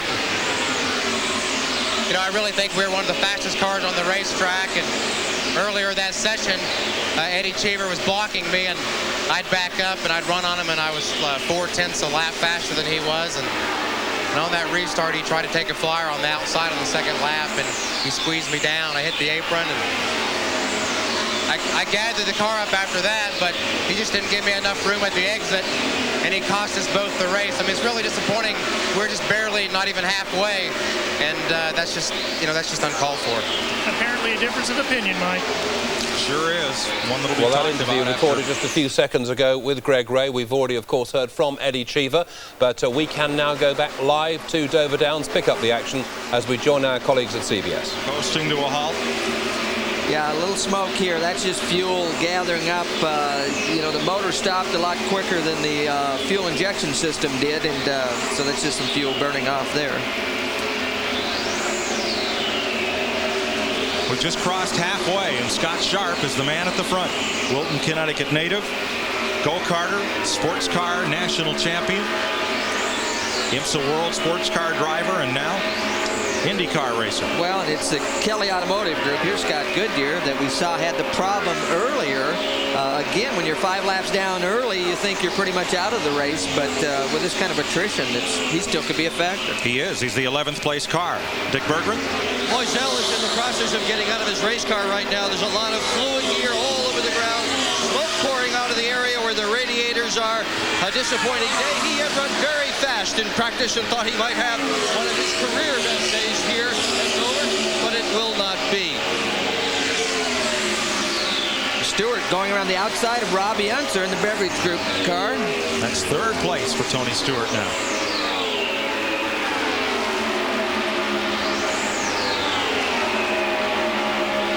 Working up on Knapp, the 9th place car. And then Gregoire. Gregoire is 7th. You can see Tony, this is where a driver really smiles. When the car works this good, he can go high, he can go low, he can take it where he needs to take it to get the job done. Passing flag working on the drivers a lap down, but Gregoire holds on to that bottom lane. Well, the big question is Tony having to hold the dashboard up with his knees to get around the racetrack? They do a lot of testing with race car chassis, but I don't imagine, Tom, they do a lot of vibration testing with the whole car. Perhaps after this race, they'll start. Well, I'd say the Monster Mile is pretty much an industrial strength vibrator at this point. It has knocked the dashboard loose on Tony Stewart's car, and it has gobbled several cars, starting with Jeff Ward into that wall. Jeff Ward, Sam Schmidt, and then the Cheever-Ray incident, which took out 2 cars contending for 3rd place. Now, look at the vibration on the steering wheel of Buddy Lazier. Compare that to Scott Sharp, whose wheel was relatively calm. Right, and Buddy hasn't been happy with the car. They've not only been a little bit off the pace, a little bit slow, but they were concerned about fuel mileage, and those two don't normally go hand in hand. If you're slow, you usually get good fuel mileage. So this team's really been scratching their head, and obviously still didn't quite catch the setup for the Monster Mile. Now, the way his head's bouncing around, is that vibration from the surface? Is that air flow over the helmet? Which? No, at Indianapolis it might be airflow, but here I'm pretty sure it's the surface and the roughness of the racetrack. But again, we can adapt these cars to any condition. I mean, this is a little rougher than some places, but that's why they put a couple different pedals in the car. Boy, Tony Stewart just went underneath Davey Hamilton and did not leave a lot of room. He's up to 2nd place. And indeed, they have made that car faster than it was in the last green flag run. He's just sped away from Hamilton. Well, Davey, again, running 2nd. He's not very far off the pace, but you got to run on him down the back straightaway, some clean air, and made that pass look pretty easy. But Stewart has had to come up through all this traffic, and it's allowed Scott Sharp to open up a lead of more than half a lap. They're not running too far apart on speed. Sharp's last 2 laps have been in the 181.5-mile-an-hour bracket. Stewart right at 181 miles an hour. Well, we saw them a little while ago. They were both together, and we thought actually Stewart would have a little bit for Sharp, but Sharp went on by and it maintained. Stewart didn't have anything for him. Again, they probably haven't been able to adjust the chassis like they wanted to, meaning Stewart on the last few pit stops, because they've been addressing the dashboard problem. Well, let's find out. Let's go to his pit. Here's Ralph. I'm with team manager Larry Curry. Larry, you spent so much time fixing problems with this car. Have you dialed it into where you want it? We had a problem with the dash broke over. We changed it back on. It seems to be going all right. As far as the car's running great. They're set to go to the front now, it looks like, gentlemen. Alex, Ralph, we should point out that even though Jeff Ward and Sam Schmidt had hard crashes into the wall that also swept up, Jack Miller was involved there, and Eddie Cheever and Greg Ray crashed hard together. Everyone that has gone to the infield care center has been released. There are no injuries reported, which is the best news we can pass along. Well, it talks a little bit about the safety and the advancements they've made. You know, there was some concern last year, but the IRL's addressed these problems, and these cars are a lot better this year than they were last year. Dick Berggren? Mike Horvath is Scott Sharp's crew chief. You got a guy closing in on you. Can you hold off Stewart? I think we can. So far, we got a really good car out there. He's comfortable. Still above me, but he's there for the long run. Well, this is a good guy and a good car to have for a racetrack with a lot of attrition. These guys have completed more laps this year than anybody else. Mike? Thanks, Dick. Now look at Scott Sharp, Tom, and look at the contrast between the way he sits in the cockpit and Buddy Lazier. Well, and this is with him on the back of Lyondike. This is Lyondike right up here in front. Now, if there's going to be air turbulence, that should be compounded by getting up close behind Lyondike. So you can see that it's the racetrack that's causing most of the stress on these guys rather than the aerodynamic part. But Lyondike, one of the quicker cars. Let's see how long it's going to take Sharp to find a way to get by this situation. And would you say, from the lack of vibration, that Sharp's cars perhaps sprung more softly than Lazier's? Yeah, the shock and spring combination, I would say, is a lot softer than what we're seeing inside the Lazier car. And again, on a rough racetrack, you know, Sharp's quite a bit quicker, so maybe somebody's going to learn something from this. You're riding with the race leader, Scott Sharp, here at Dover Downs, Delaware. He will pit in 5 laps. We'll be back for that. 145 complete here at Dover Downs with the Pep Boys Indy Racing League. We'll be right back. So just over 100 laps of that circuit still to go. The Monster Mile really is taking its toll now.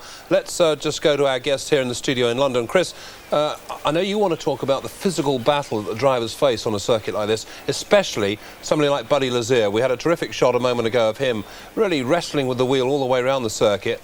I don't know if it's his particular chassis, but it's hard work, this, isn't it?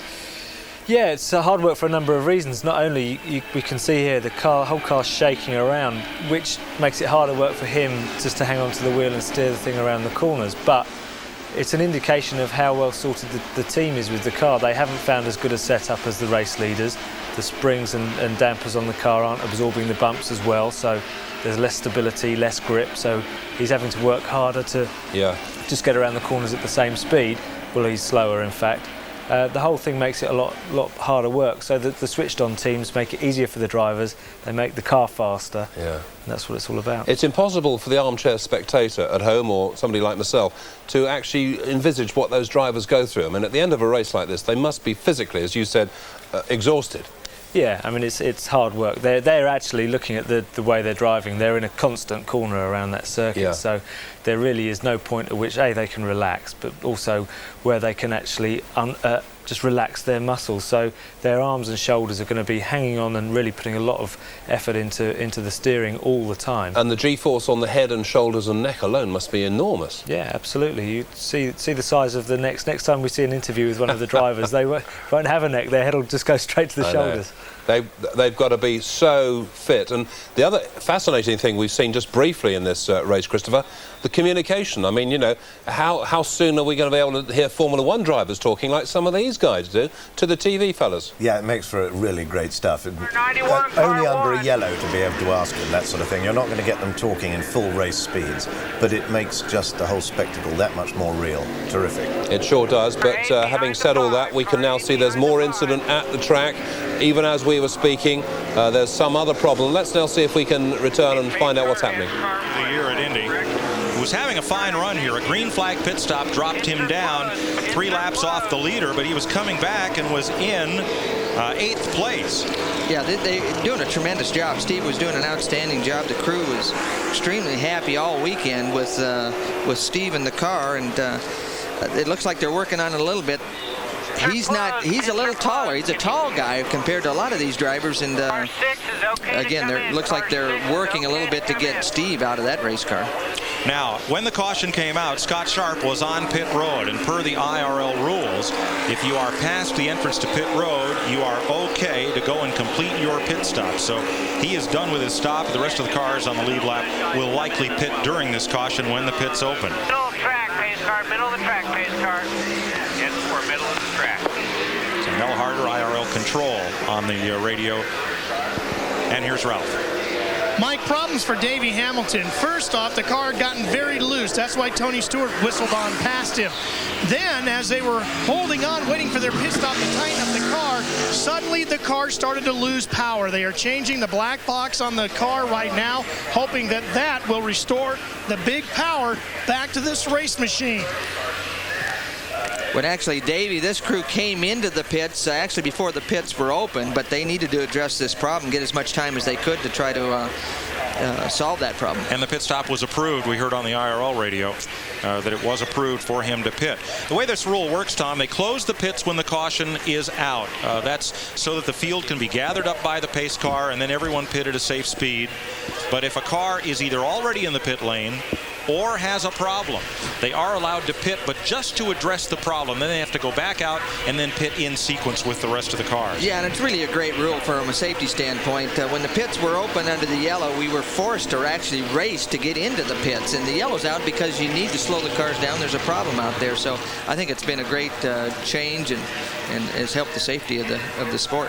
Robbie Unser is on pit road, and Scott Sharp's pit stop allowed Buddy Lazier to get back up on the lead lap. As he came around under green and passed Sharp in the pits, Sharp was the race leader. Well, let's have a look and see if we can figure out what happened to Steve Knapp at turn 2.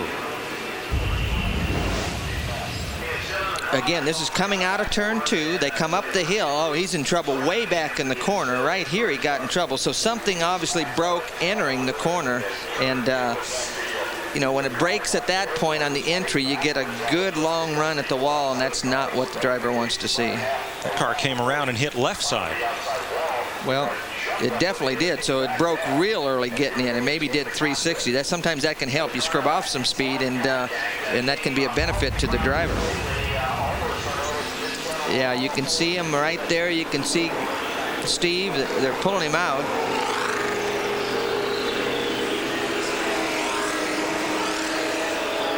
And we'll get an update on Steve Knapp for you just as soon as we can. Most of the leaders have made pit stops. Tony Stewart ahead of Arie Luyendyk, Scott Sharp, Buddy Lazier, Robbie Unser. And they got the backboard. They put the backboard in behind Steve, and if there's any chance at all, what the safety guys do is they get that backboard on him, which tries to immobilize the neck and the back, so you don't compound any problems trying to get the driver out. So it's really a safety procedure, and it's sort of a good sign because he is awake, and they're not in a big rush to get him anywhere. So. Knapp making only his second start of the season. He was third at Indianapolis, a most impressive rookie debut. Named rookie of the race in this year's Indy 500. And have a very strong run here. They got a few laps down and then came back up through the field. Was running 7th at the time of this crash in turn 2. Jeff Ward hit the wall in turn 3. Sam Schmidt coming out of turn 4. Eddie Cheever and Greg Ray crashed at turn 2, and now this incident. Well, again, he's up against the wall. We see that real late. Well, let's show you Arie Luyendyk's view of what happened. From the in-car camera. This is down the front straightaway. And you can see in front of him, the car just jumped sideways and backed into the wall, left side first. Again, Luyendyk was close enough to it. As he went to the wall, Luyendyk had no trouble getting underneath. Similar to Sam Schmidt's crash, except Luce going into the corner instead of coming out. 154 laps complete. CBS Sports coverage of the Pep Boys 400K continues after this message and a word from your local station.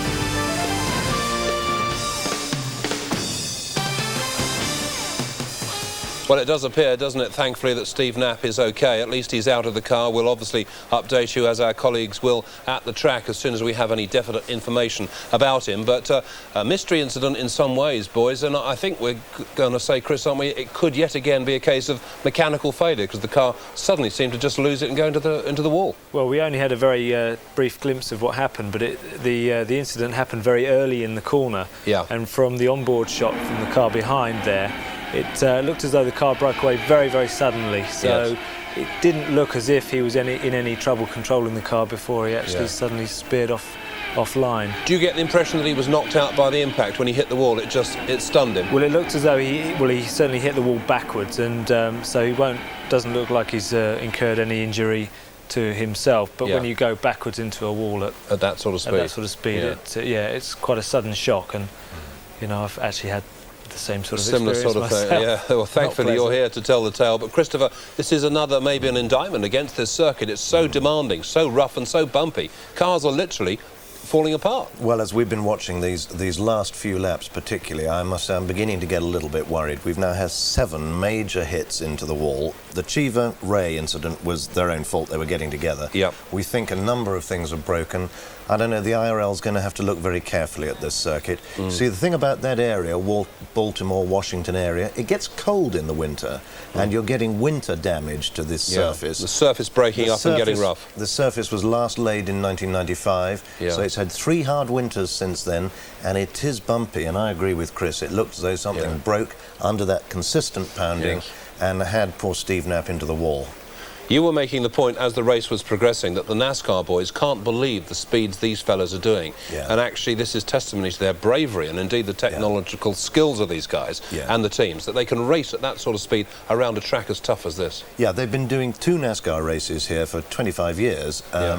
And it's always exciting. It's always a very crowded field, but they're lapping average around 155. These boys are now in the race doing 175, qualifying 185. That's quick. Let's go back to the incident itself. We can now take that view from on board, and it really does reveal, doesn't it, that the car in question just suddenly goes into the wall. Well, we think that looked there as though the whole back end just suddenly sat down onto the tarmac, and that's what accounted for that great puff of smoke, which wasn't just tyre smoke, that looked like engine smoke as well. And I think the bottom just smacked into the ground, don't you? And he just turned himself into the wall, and that's a breakage, and that's a worry about this circuit.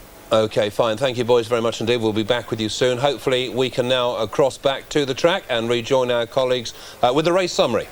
4 leaders have swapped that point position, and 7 lead changes, and there you see the big story. Although they can turn this track at 180 miles per hour, average speed is only 102.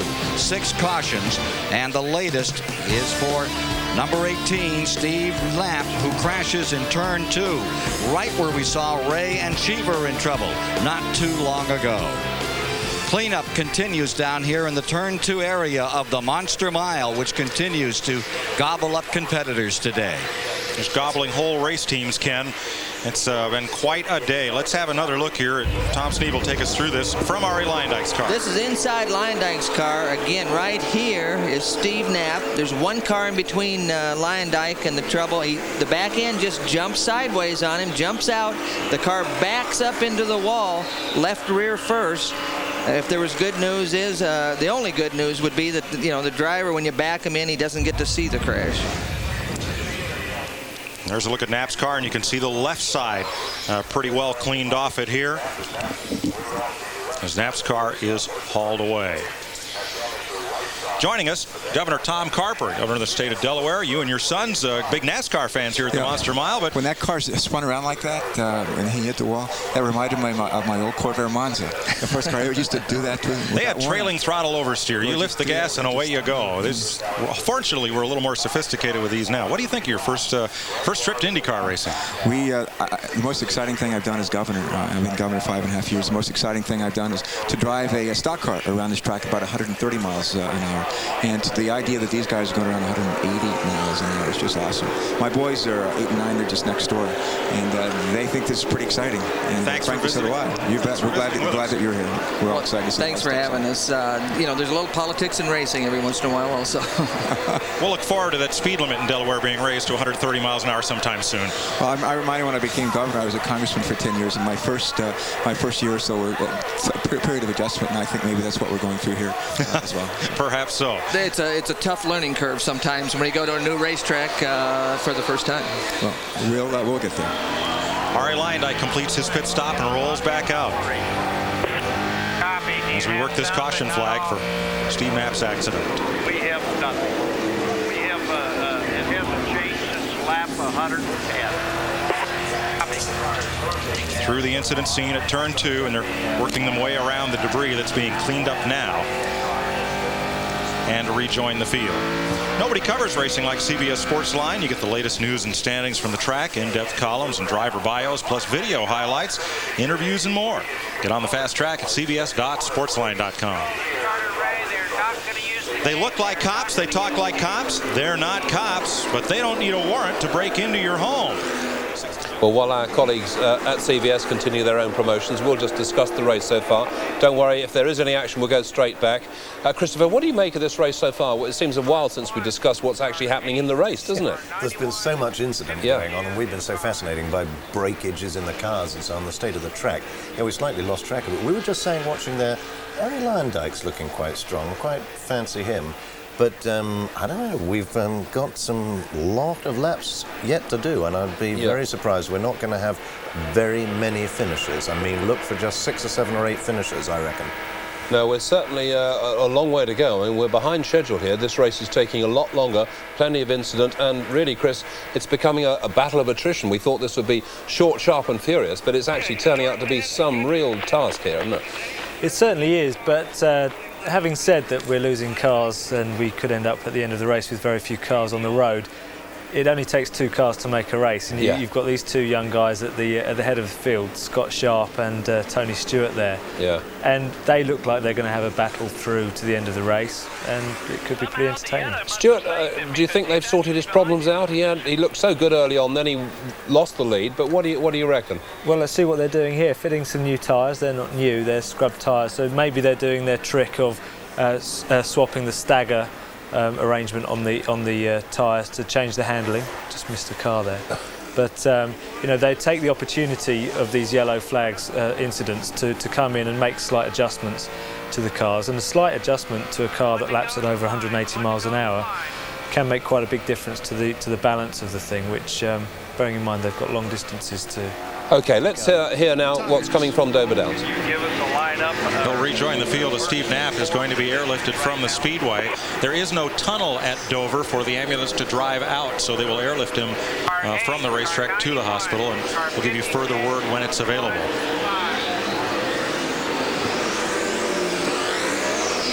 Getting set for the restart in 1 lap here. Scott Sharp, Buddy Lazier, Robbie Unser, Tony Stewart, and Ari Lyondike are the lead lap cars. 6th is Stefan Gregoire, then Davey Hamilton, Marco Greco, Scott Goodyear, and Jim Guthrie. He is 10th.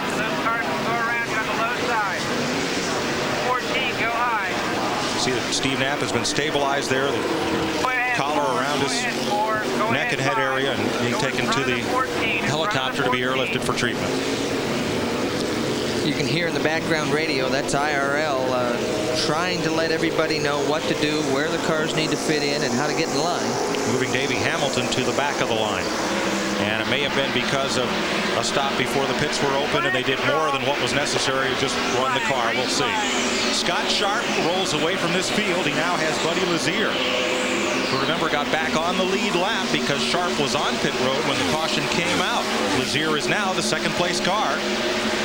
Robbie Unser right behind him in 3rd, and it's several cars back to Tony Stewart. Well, there's Robbie Unser. They've done a nice job. Robbie uses his head. He's, you know, he's got the same mentality as Bobby, his dad, and he does a great job for a kid that's a rookie in IndyCar racing.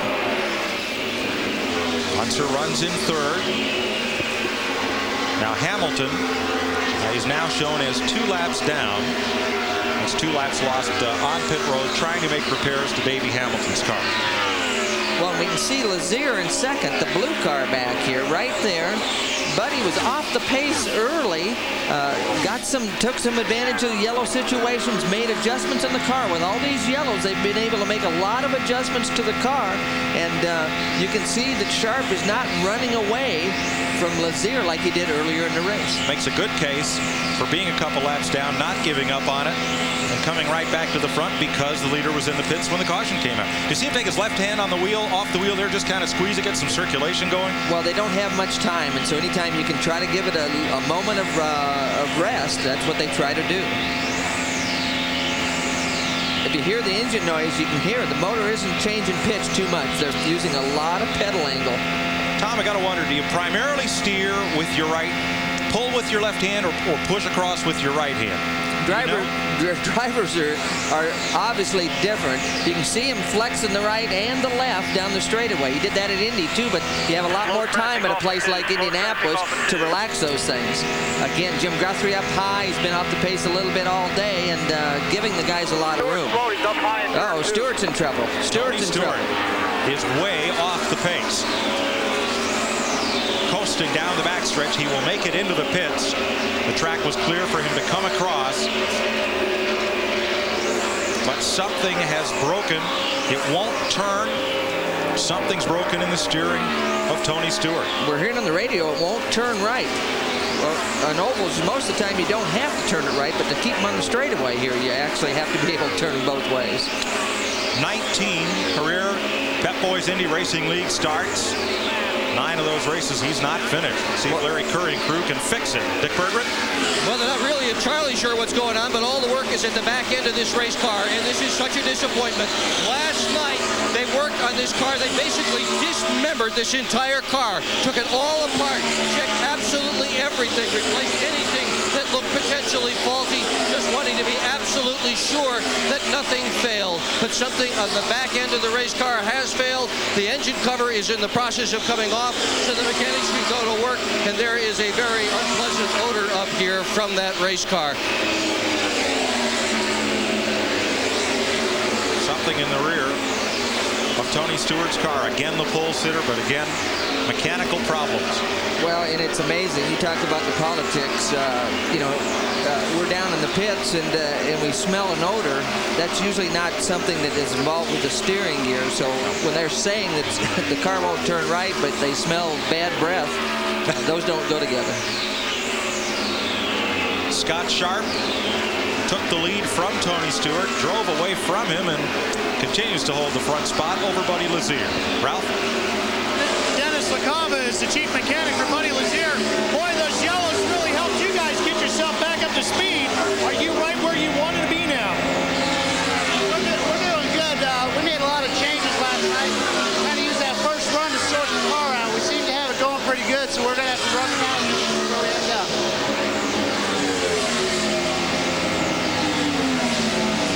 Buddy Lazier, and back in the pits with Tony Stewart. Scotty, just take it nice and easy. It looks like Tony Stewart is out of the race.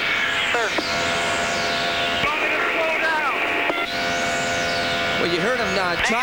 Just take it nice and easy. Just stay doing exactly what you're doing. Now on the lower left of your screen, we've got onboard telemetry with Scott Sharp from the Delphi Automotive folks. Let's have a look here. Yeah, we do. We got miles per hour. Obviously, you can see that it doesn't vary very much. I mean, he's 187 at 88 almost at the end of the straightaway, but he only loses 4 or 5 miles an hour in the middle of the corner. And this is just after the crew has radioed to him and said, hey, your chief competition has just fallen out. Take it easy. We've got a ways to go. You don't have to push it. Now, the RPM is limited in the Pep Boys IRL, 10,500. They have to have an RPM limiter that cuts power to the engine at that point. Acceleration percentage from 0 to 99. How far are Are those throttles open? Yeah, that's really the throttle angle there, and you can see he's rolling out of it a little bit, but the way we've got it calculated, actually, right there, we're only going to see 98 as full throttle. So, but again, we're seeing these numbers just after the crew has told him to take it easy. The competition is dwindling, it's falling by the wayside, and let's make sure we're not one of them. And look at the lateral acceleration, Tom, 4.5 Gs through these corners. Well, the real key there, you can see negative on the straightaways. It actually falls the other way. That's why you have to turn the car right when you're going down the straightaway. But we see 4 Gs. The real key to the G-force here is how long you sustain the G-force. These are long corners, so you sustain the Gs for quite a while, and that becomes a physical problem from a driver's standpoint. Now, folks, to give you an idea, your average 4-door sedan, as hard as you can throw it through a flat corner, will do about 3/4 of 1 G. So this is some cornering force. Dick Berggren? This is a constant velocity joint. This is the drive shaft of the car that runs to the wheel and turns the wheel, and that bearing is what has failed on Tony Stewart's car. He has asked the mechanics to replace this entire system with a new one so that he can at least go fast enough to run around the bottom and pick up points, and that is a long way from having the potential to win this thing today, Mike. Snake bit, Tony Stewart, but he can get back in this race. 183 laps complete at Dover Downs. We'll be right back.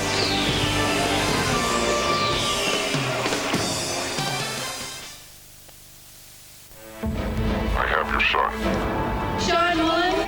I want $2 million. Oh. Sean? Are you going to pay me? I want to talk. This is your ransom. I'm offering this money as a reward on your head. Mel Gibson, Rennie Russo, Gary Sinise. I don't get the cash. In 1 hour, this kid is dead. Give me back my son. Give me the money. Ransom, the mega movie, premieres Saturday at 10:05. Sky Movies Scream 2. Time, fishy and you time, the man Messiah, every time I want to tonight. Heartbeat. It's good to know you can see Bobby's on the beat. Riders, elephants and Jackie tigers. This is totally big enough for the both of us. Or take a quiet drive through the countryside. In a land where an Englishman's home is his castle, you can still find the odd thatched roof. And in London, you can see a pearly queen or two.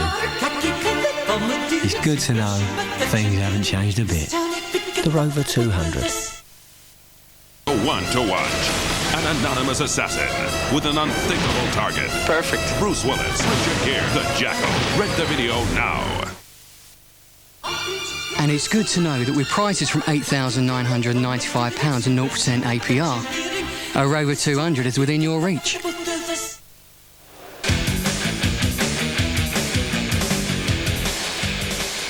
And welcome back. Well, this is really turning out to be some race. While our colleagues in America were on a break, there's been yet another incident, another accident, this time involving Robbie Unser and Christopher Tate. This is a real blow because he's the youngest or the latest in a whole generation of racers in the States, isn't he? Yeah, that's right. It's a real shame. I'd just taken a side bet with Chris here that Robbie was going to get up there on the podium. And as a rookie, that would have been a great performance on a track as tough as this. But it's caught him out, and he's gone into the wall hard. That's 8 major impacts against the wall. What a racing family, though, the Unsers. If you remember, right back at the beginning, you said there was one USAC race here in '69. Yeah. Bobby Unser was on the pole. Now, all these years later, another member of the dynasty is there, running in the top 6. He'd been going well all afternoon, and that's going to take some time to clear up, and they've had to use extinguisher on the circuit as well. Let's go back now and hear what's happening. In that situation, he got out slow, but you could see how the left front had been pushed all the way into the tub area. And car owner Eddie Cheever, obviously concerned. He's now lost both cars today at the Monster. And I believe, would they both be write-offs, Tom? Can you repair one of those carbon fiber tubs like that? Well, you'll have to evaluate it. There'll be some parts and pieces. You know, there might be a brake caliper that they can say or something, but the tub itself, is that a write-off, or do they patch and repair them? The Robbie's doesn't look very good right now. No. Eddie's, you know, they'll just have to evaluate that. And again, it looks like he does have some kind of problem on the left leg somewhere. with Ari Leyendijk's car. Way up here, you'll see is Robbie Unser in this replay, the lead car there. And again, very similar. It just jumps sideways. Very similar to Steve Knapp, except at the other end of the racetrack. He gets down in the middle of the corner, thing just jump backwards. And again, jump backwards, getting into the left side first, just slamming the left side. And again, right here, you can see the left front is pushed all the way into the tub. Now, for the tire to get in there, it's got to push the suspension pieces through the side of the tub. And again, that probably caused Robbie the problem on his left leg. You can see the car just, just grinding to a stop. Parts and pieces. Everything's just floating to the bottom. Carbon fiber, wings. A lot of debris, all kinds of debris, parts and pieces everywhere.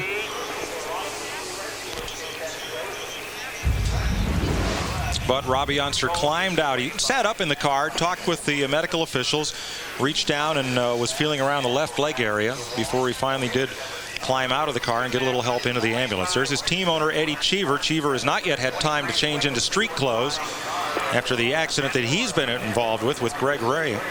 That took Cheever driving what was then the third-place car out of the race. Well, again, heading over to make sure his driver's all right. I played golf with Eddie this week, and he said he had a lot of guys interested in buying his team. And first thing I ask him is, when are you going to close? Because it's not a profitable situation owning these race cars. Cheever's second car is on the hook. CBS Sports coverage of the Pep Boys 400K will continue after this word from your local station.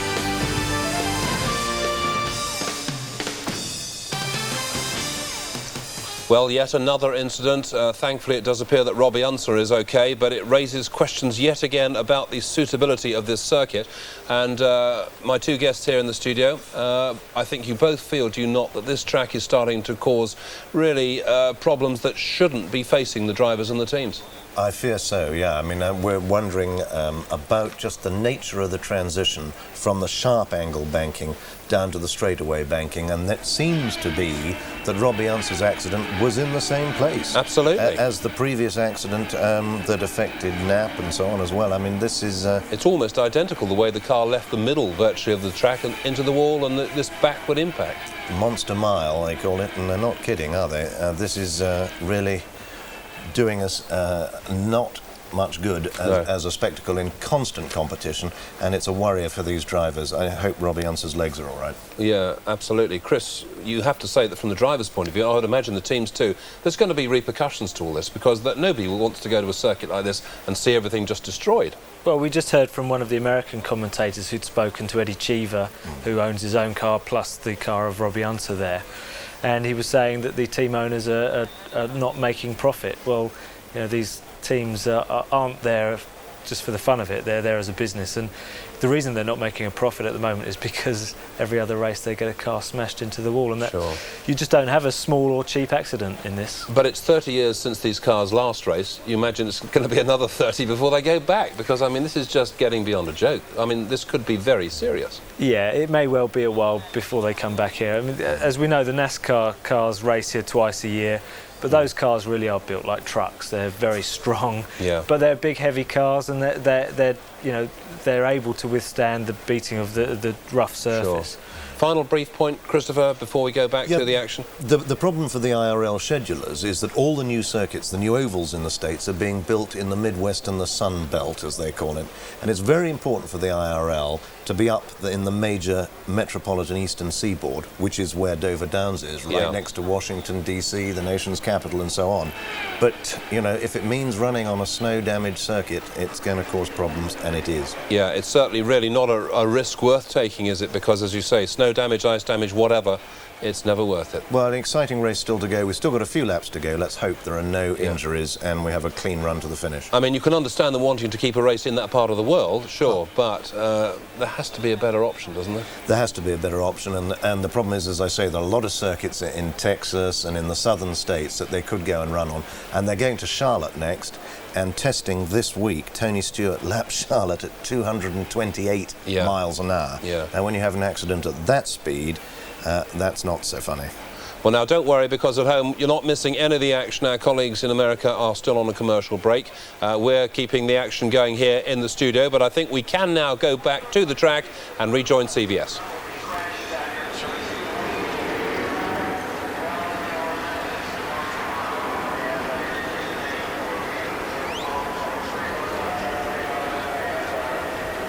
Sitting there down at the inside of the corner.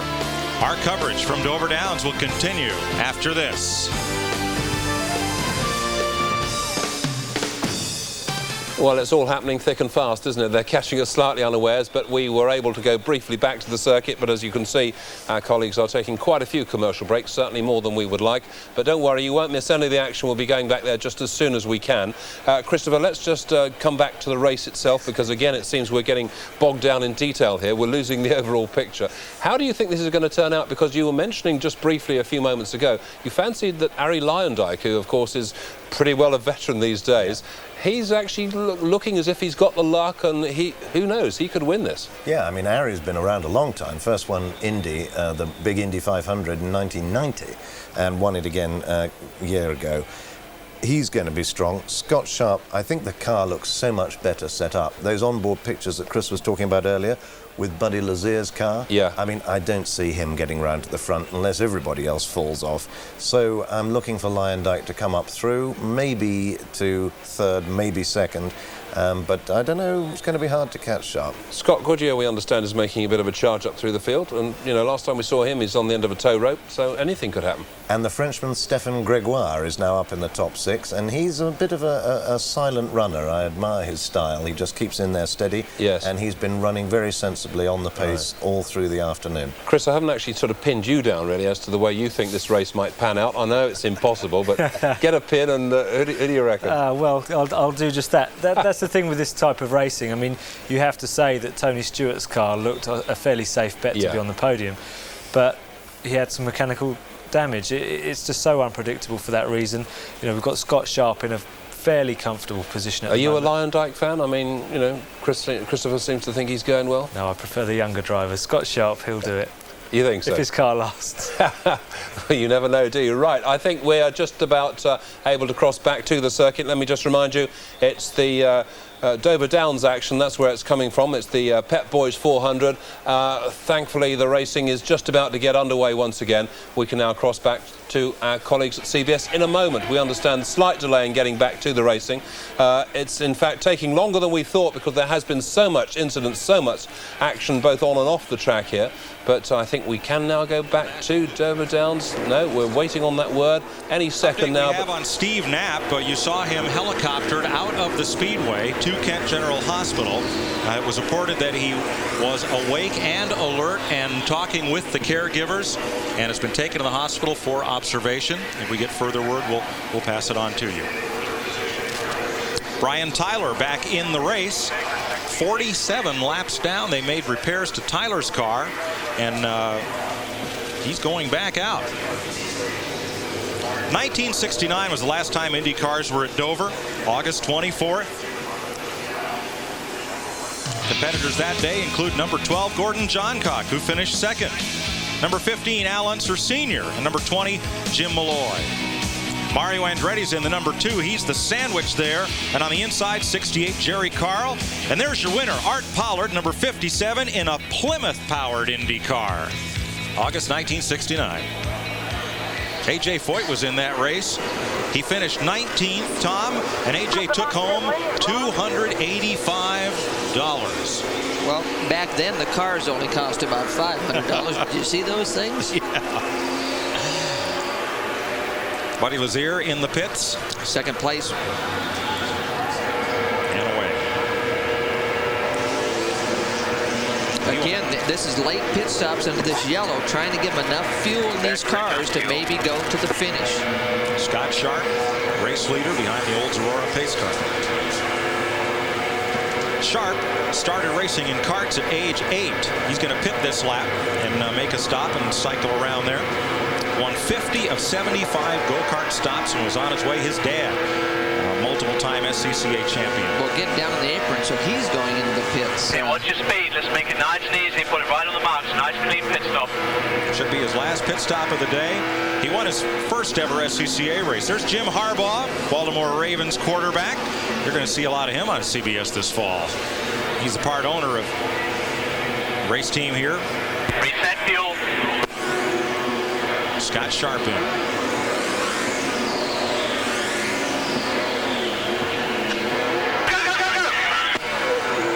Quick stop. Quick stop. A lot of excitement, but stopping under the yellow, sometimes Excellent stop. Excellent stop. Again, you can hear the team manager talking to the driver. Ari Lyondike was on pit road at the same time. They needed to get Sharp out ahead of Lyondike. Look at the smoke off of Lyondike. Exiting the pits, there was a lot of smoke and things on the left rear in this area as he left the pits. Here you're listening to a driver asking the crew, can we make it to the end? But what do we see here? Is that smoke coming out of that thing? Something's on fire. Something's leaking out of that thing. A little excess fuel, perhaps, that was left there in the recess of the fuel filler or the overflow. That could have been it. It should have been gone by then, but very possible. Ralph Shaheen is with Jim Harbaugh. Well, you got camp opening up tomorrow, but how's it going out here? Getting a bit of a workout in early? Well, I'll tell you what, a race like today makes me glad I play a nice, safe sport like football. Pretty heavy impacts out here today, huh? Yeah, it's been wild. We got a tough break early in the race with the Dr. Jack there, and those are the cards that you're dealt. But, the guys have really improved. I think we're back up to 7, so just kind of fighting for points today. Just make sure you don't overexert that right arm. Yeah, not a tough thing. Well, he's a car owner. He's got to sign checks with that. That's pretty exerting. You'll see a lot of Jim Harbaugh Sunday, September 6th on CBS at 1 p.m. when his Ravens face off against the Pittsburgh Steelers. He'll have a shoulder pads and flak jacket when we see him in the football field. He might think he needs that in the pits. There's a lot of shrapnel out there. No sponsor logos there, not too many of them. That's one of the many games you'll see on CBS this fall. The Goodwill games are coming up next on CBS. USA versus Puerto Rico basketball. Mike, I must have been talking to Goodyear because he went back right at the conclusion of our event. Tony Stewart is back in the race. He is 28 laps down after repairing the right rear drive shaft and constant velocity joints. Well, and you get back to the problem they had back in this area, the drive shafts. The car is very soft. Because of the roughness of the racetrack, they have to have a lot of travel. They soften the cars up so it'll get over the bumps. When you soften them up, the car travels a lot farther and puts those half shafts in bad angles, and it's hard in the CV joints.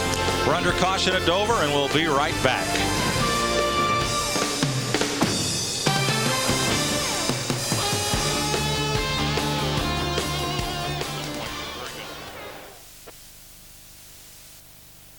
Ever had football fantasies? Imagine your best 11. Who would they be? Get real. Choose 11 players and one manager worth 45 million and register your team with Sky Sports Interactive before live coverage commences on Sky Sports on August the 16th. Make all the right moves and you could win the £50,000 first prize. Sky Football Fantasia. Dream on. We like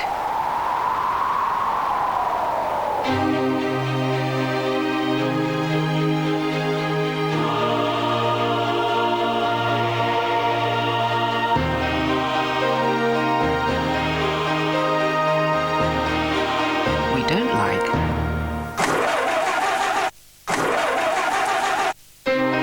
No one is more dedicated to keeping you moving than the RAC. Evolution isn't just a theory. It's happening right now. The proof is all around us in the living world. Sometimes family resemblances are buried deep in the genes. But sometimes we can trace characteristics from one generation to the next. Improving, evolving, emerging. Sleeker, smarter, more responsive. The new Renault Laguna. When we think about making our savings grow on the stock market, many of us won't even dip our toe in the water because we think it's complicated, only for the rich, and we might lose everything. Wrong, wrong, wrong. Change the way you save. For the Advanced Savings Account Pack, call 0800 626262. But don't worry about that. If you look there, if you look that side. That's fine. No, that's just how. No, but it's going that way. No, it's okay. As we get the sun in the morning, lovely. Where's west?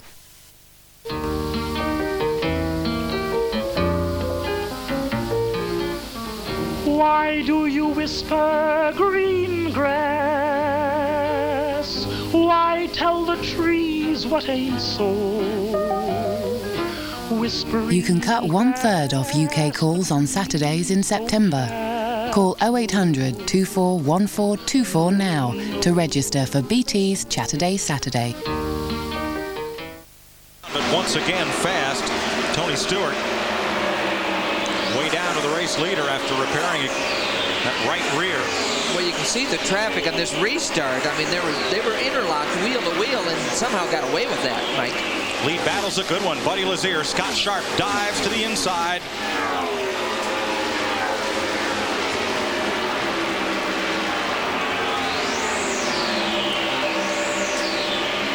And there's Sharp taking the lead at turn 1. Just getting by Lazier. I mean, just smoked him off getting in. 4th place battle, Marco Greco, Davey Hamilton. Marco's had a good run here today. When the leader's in trouble. Turn 4, Lyondike pounded the wall. Car 5, turn 4. Everybody's going to get past. Hold on, pace car. But again, another car spins and knocks the whole left side off the car. Well, you see Lyondike, he threw the steering wheel out. That's a good sign because, again, this is very similar. Backing in left side, collapsed against the tub. My fuel didn't work out too good, Ron. I had to go to the outside. Okay, go lean on fuel. Ari Lyondike is okay. 8th caution flag of the day. Jeff Ward hit that same part of the wall on lap 21. Sam Schmidt at lap 95. Eddie Cheever and Greg Ray crashed at lap 104. Steve Knapp into the wall at lap 150. And at lap 183, Robbie Unser hit the wall hard. And now, Ari Lyondike becomes the 6th major crash of the day at lap 203.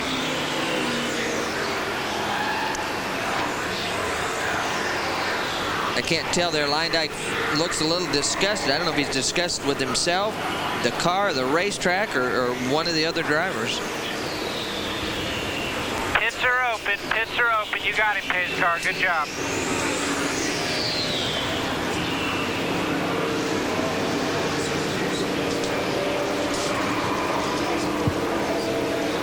Giving a what happened to someone on pit road. There is Lyondike's crew, and let's go on board with Ari Lyondike. This is down the back straightaway here, entering turn 3. Oh, you can hear it sounded like the motor locked up or something and just stopped all of a sudden and jumped the back end sideways. So it almost sounded like the motor froze up right there, and when the back wheel stops spinning, the back catches the front. Because you could hear the engine under full power, and then suddenly the engine stops. I mean, you could hear the noise went away instantaneously. Fluid from the impact coming out, and a little fire extinguisher foam going down there on the remains of Ari Lyondike's car. He is okay. Every driver thus far has walked out of the care center except Steve Knapp, who has taken alert and conscious to the local hospital for observation.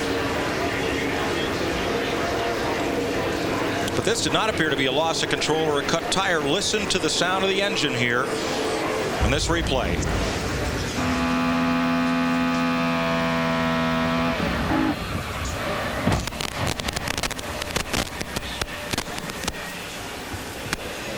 Well, again, the motor is running flat out, and all of a sudden it stopped. This is the end of the car. You can see him up against the wall. He's already into the wall. You can see traffic trying to get by underneath. Davey Hamilton right here making a big swerve down. Kenny Breck gets by. He's a bunch of laps down early in the race. And the first car to go by, Tony Stewart at speed, dropped off the banking, pounded down on the apron, and got through. Watching Scott Goodyear's view. You can see Lyondike already up above. Goodyear's trying to get down low, and then another car, Marco Greco, underneath him. So just trying to avoid trouble. Some of these guys get out of the throttle, see it happening a lot quicker than some of the other guys. And another car destroyed by the Monster Mile. That's no longer just a funny tag that's been put on this speedway. It has had these cars for lunch today.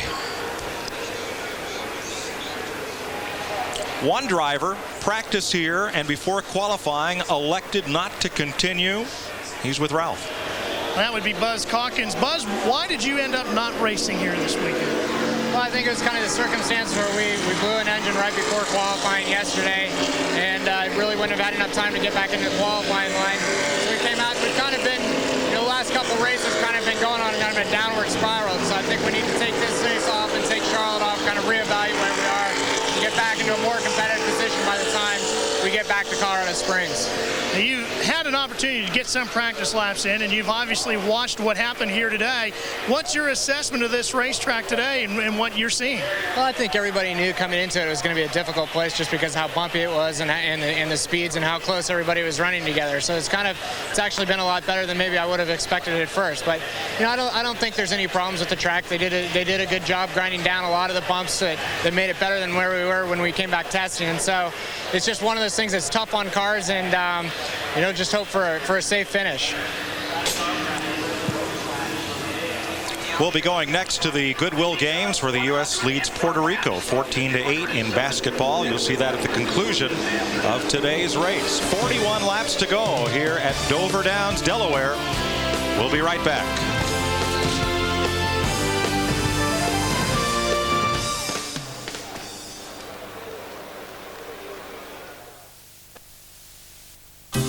With the World Cup over, two missed their chance to shine on the world's greatest stage, Shearer, Gascoigne.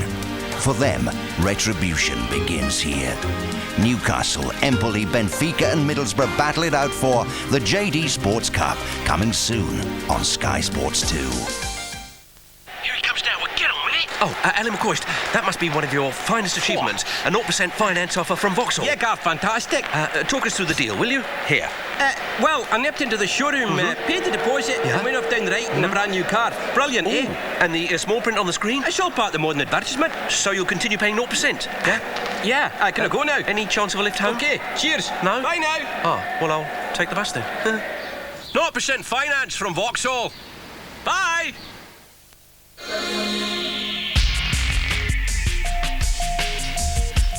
Whatever rate you speak at, make sure it's the cheapest. Vodafone's new off-peak rate is just 5p a minute. For the cheapest digital national off-peak calls, the word is Vodafone. In a world of tough decisions, you're never gonna make it. One simple action can mean success. Running out of time. Beyond your wildest dreams. Good to have you with us. The first account. It will change your life forever.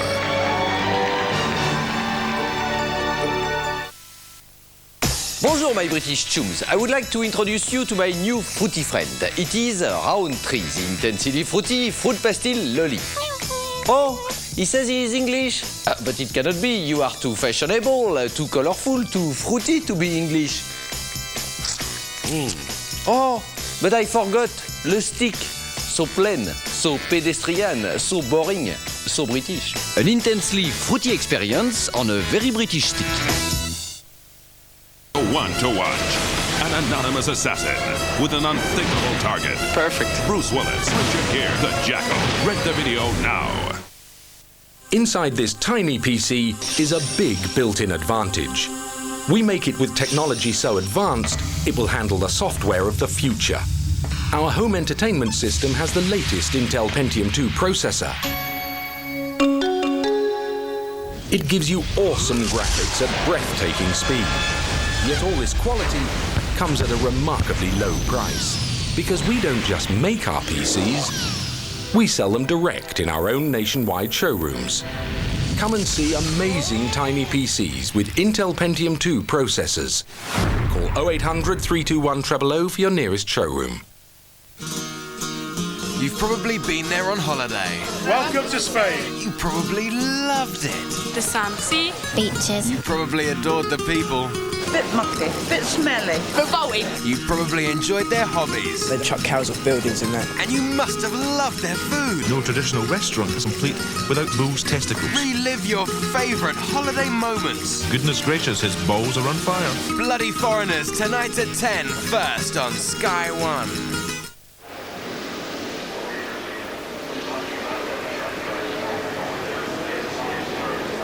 That's Ron Hemmelgarn, Buddy Lazier's car owner. Lazier in second place right now. Let's go to the pits. Ralph Shaheen.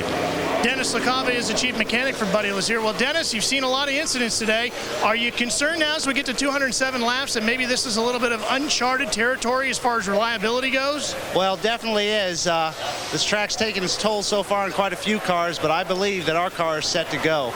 Did you have an opportunity to do anything before you came to Dover that might make yourself feel a little bit more comfortable as you reach this point of the race? Well, we knew that this was going to be a very tough track on cars, so just knowing that was a big plus. We tried to prepare the car a little better from a standpoint to run the distance.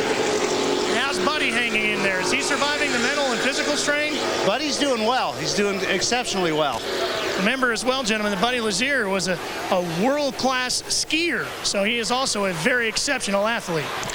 We're inside Buddy's car, and I think one thing we're not going to see with the Lazier car is a CB problem, because this thing is suspended a lot stiffer than Stewart's car. Again, maybe making it not as quick, but more reliable because you're not stressing some of the drive joints.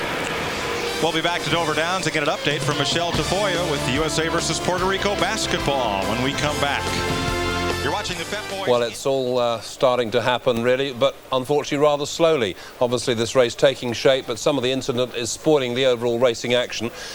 Christopher Tate and Chris Goodwin are with me here in the studio in London. Christopher, a question for you first.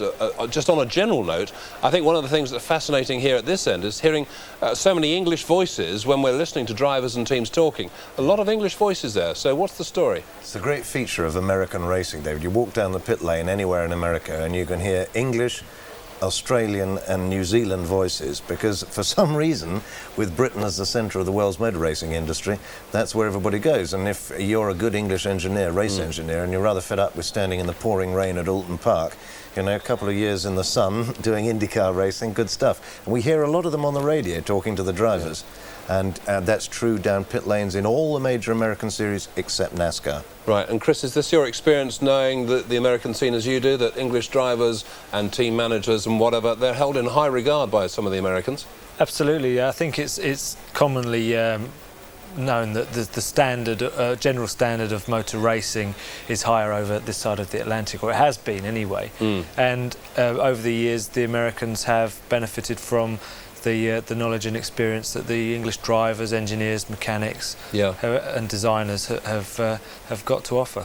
Let's just go back to the incident. There's been so much incident here. Let's look at Arie Luyendyk. This is what happened to him. And what did you make of this? Well, again, it's a strange part of a corner to suddenly go off, and it is suddenly too. And I would hazard a guess in this case that the engine may have suddenly seized. Something certainly at the rear end of the car has broken. I've put my money on the engine going, because all of a sudden it was going on full song. It just seemed to cut, doesn't it? Yeah. I noticed looking at the telemetry figures from one of the onboard shots we had earlier on, the engine revs on these cars changed by only about 500 revs. They're running at about 10,500 revs. It drops to just below 10. The engines are being run flat out all the way around, and it's hard work for an engine to do that. That is fascinating, isn't it? Looking at that insight, you know, you're on board with the driver, you're getting this fantastic readout of what's happening to the car, the G-force and so on. It's a great innovation and something I'd like to see more of. I don't know about you. Yes, I think they're using that as a bit of promotion on Scott Sharp's car. His sponsors are Delphi Automotive Systems, and they're in that business. But the telemetry makes great reading, and you know, a driver with Chris's experience is able to look at that.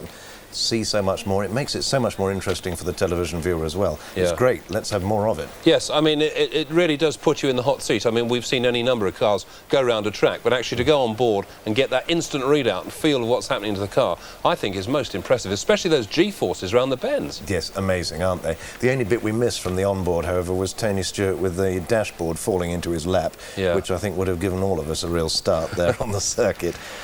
I disagree with Buzz Hawkins, who was interviewed earlier, saying that he didn't think the drivers would feel too badly about this circuit. I think if you go to them now and have a little democratic vote, I think the Lyondikes and the Cheevers and their experience is going to say, boys, I'm not quite sure this is a place we want to come back to that frequently. I think we're going to be hearing more about this particular race circuit, don't you? Right, I think now we can go back. It's the CBS race cam, and let's go back now to Dover Downs.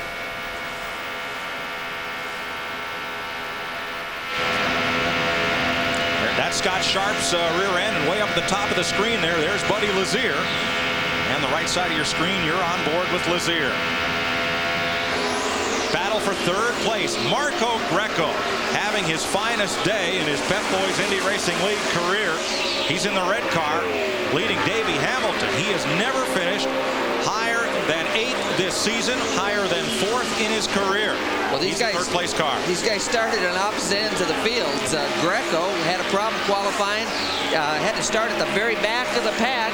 Davey Hamilton started right towards the front, so it's interesting to see how the race develops and what goes on. Steve Knapp airlifted out earlier. Further examination of his foot and ankle is the report that we have from Kent General Hospital here in Dover.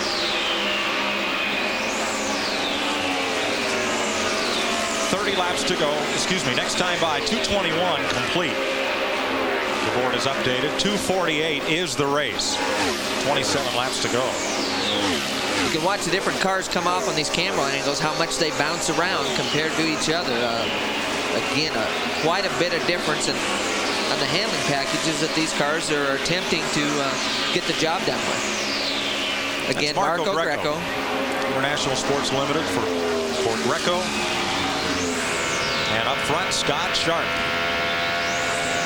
who won his first ever amateur sports car race in 1984. First time he ever entered at Breyer, which is now New Hampshire International Speedway. You can see him shuffle his hands on the steering wheel. This is a little bit unusual. A lot of guys don't change hand positions on the wheels as much as Scott does, but it's probably something that he developed through his road racing beginning into the IndyCar situation. Let's check with Dick Berggren. Ari Lyondike has just walked out of the care center. You okay? Yeah, I'm fine. I just have a couple of scratches and my shoulder is a little bit sore. That shoulder has had a lot of bangs lately. What happened? What put you in the wall? I really don't know. My car, we put a new set of tires on, and on the restart, running a few laps, the car felt better than it had all day long. And I figured my car is right now when I need it to be right. And then at the bottom of 3, it must have bottomed out and lost the rear end, because other than that, I really don't have any explanation. Why so many crashes today? I think maybe the bumps have a little bit to do with it. And when you go out of the pits, tire pressures are not up yet altogether, and maybe that's part of the reason. But I sure like to know exactly why I spun out. Now, the racetrack has spent a tremendous amount of money and effort to try to smooth this place out and make it hospitable for the Indy cars. It just has not worked out today. Mike? Well, they've spent a lot of money and done a tremendous job here, Dick. But still, this track takes its toll on stock cars and on Indy cars. Well, Lyondike made a good point. It was right after a change. The car felt good, but the tire pressures might not have come up. Now, with a low tire pressure, the car's going to hit the ground harder. And he might have bottomed the car out just like he indicated and knocked the thing sideways. So you got to take a couple laps to get the tires up to pressure. And again, when they come up to pressure, they hold the car off the ground better. Again, I'm not sure that's what happened, either is he, but something knocked that thing completely sideways. One of 9 cars to be taken out of this race of attrition by crashes.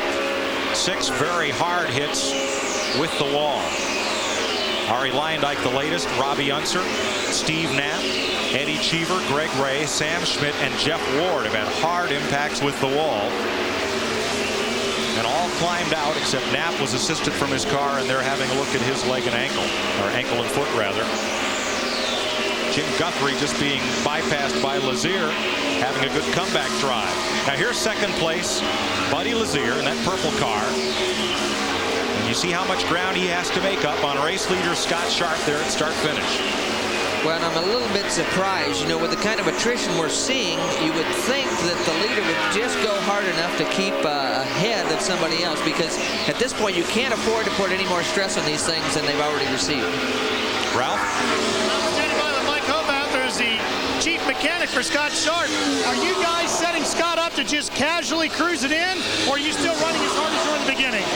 We're still trying to keep the pressure on Scott to stay ahead, of course, but we've told him that he can relax to a point. We still have to push him as far as we can. Now, what kind of a point would that be? How hard are you pushing? 7/10? Stay ahead of second place. It's interesting. This is inside Scott Sharp's again. He's just turning laps at 180. That's about as quick as we've run all day, so he hasn't backed it up. Now look much as far as speed's concerned. Excuse me, there's nobody in front of him. A whole straightaway in front of him. There's not another car. Whole straightaway behind him. There's not another car. Well, and again, he's running speeds close to as quick as laps as they ran early in the race. And, you know, somebody might indicate that you might give it a little more of a breathing room and try to get this equipment to last. One driver that was assisted from his car after complaining about his left foot and ankle area was Robbie Unser. Dick Berggren has an update. An update from the care center, Mike, is that they're going to hang on to him here for a little while, then they're going to take him off to the local hospital and x-ray that foot. He also has a puncture wound to his knee, and they're going to take a look at that at the hospital. Other than that, seems okay. Stay doing exactly what you're doing. Buddy Lazier is not even close. That's the instruction to Scott Sharp, and there is Buddy Lazier, the second place car. Let's show you again how much ground Lazier has to make up. His last lap was quicker than Sharp's, 179 to 178 miles an hour. There's the interval. Well, obviously, Lazier's got to keep the pressure on. He's got to work as hard as he can and just hope the car stays together. Sharp's got a little bit of a cushion here, and the crew is trying to indicate to him very diplomatically, take care of our race car. 31-19, USA's lead over Puerto Rico. Goodwill Games basketball is coming up next here on CBS. We are just 11 laps from the finish. First time the Indy cars have been to Dover Downs, Delaware, the Monster Mile, in 30 years. You can see by the speeds, if you notice Sharp, he'd slowed down a little bit, so he's finally getting the clue. The crew's gotten to him and saying, hey, we need to bring it home another 10 or 15 laps. A bit of lap traffic there. And Lazier held just a little bit. Yeah, he had to breathe it. He had to breathe it a little bit on the exit. There's just everybody runs out of room here in the same real estate area, and there's just not enough here at Dover. Let's give you a rundown because we will be going quickly to that basketball game in progress at the conclusion of this race. Right now, Sharp is the leader. You're with Buddy Lazier, the second place car. Marco Greco having a career day is third. Davey Hamilton is fourth. Stefan Gregoire is fifth, one of his best efforts. Scott Goodyear lost 5 laps early on with a pit stop. He is now sixth. Jim Guthrie in his comeback drive after a bad crash at Indy. Guthrie is in 7th place. Tony Stewart, after a long stay on pit road to replace a drive shaft and constant velocity joint, Stewart is 8th. Ari Lyondike is posted 10th based on laps completed. Kenny Breck back after a stay with electrical problems. Then Robbie Unser. Tyler. Then Knapp, who is out of the race, as is Boiselle. Greg Ray, Eddie Cheever. Just let him go, buddy. Just let him go. Sam Schmidt, Mark Dismore, Jeff Ward, Jack Miller, and John Paul Jr. That's the rundown of the entire field. There is second place Buddy Lazier, lapping at 177 miles an hour. He is a tick of the watch quicker than Scott Sharp every lap. There is the race leader, Scott Sharp. Sharp was sort of stuck in traffic. I don't know if he was stuck, but he's just trying to be real careful at this point, trying to bring this thing home. But Lazier is closing the gap. Sharp from Wilton, Connecticut. His dad, 7-time national champion road racer. Scotty quickly followed in his dad's footsteps. Made it to IndyCar racing, where he's a 2-time winner. 86 New Hampshire, and this year a winner at Phoenix. Buddy Lazier, second place car. Wife Carol looking on. 3 laps to go. Well, next week, Mike, these guys go to Charlotte. They've been there before. They've had a lot of success, put on a great show. And so I'm sure some of these guys are holding their breath and looking forward to Charlotte next weekend. As Buddy Baker would say, he holds a pretty wheel. Actually, he shuffles that pretty wheel around a little bit, more so than some of these guys, but it's working today. Scott Sharp, 2 to go. Sweeps off underneath the overpass, the walkover bridge. Down the back straightaway. That's the front stretch grandstands for the horse track that's inside the paved 1 mile oval. And the white flag waves over Scott Sharp and Buddy Lazier. They're in the same straightaway. Sharp entering turn 2 as Lazier enters turn 1, and Lazier closing. You can see Lazier right back there. He's close substantially, but a half a lap to go. Turn 3, 4th corner, and Scott Sharp wins his 3rd Pep Boys Indy Racing League event, and Buddy Lazier catches right to his rear wing at the checkered flag. Sharp now leads the points by 8 over pole sitter Tony Stewart. There's Stewart coming across on pit road, and it's the 3rd win for Sharp. See Sharp pretty happy. The team's pretty happy. Former SCCA Trans Am and amateur champion. And on the 1 mile ovals, Tom, all of his wins have come on 1 mile ovals. Well, great job today. For Tom Sneva, Ken Squire, Dick Berggren, and Ralph Shaheen, I'm Mike Joy saying so long from Dover Downs International Speedway, where Scott Sharp has won the 1998 Pep Boys 400K. You guys hold the party till I get there?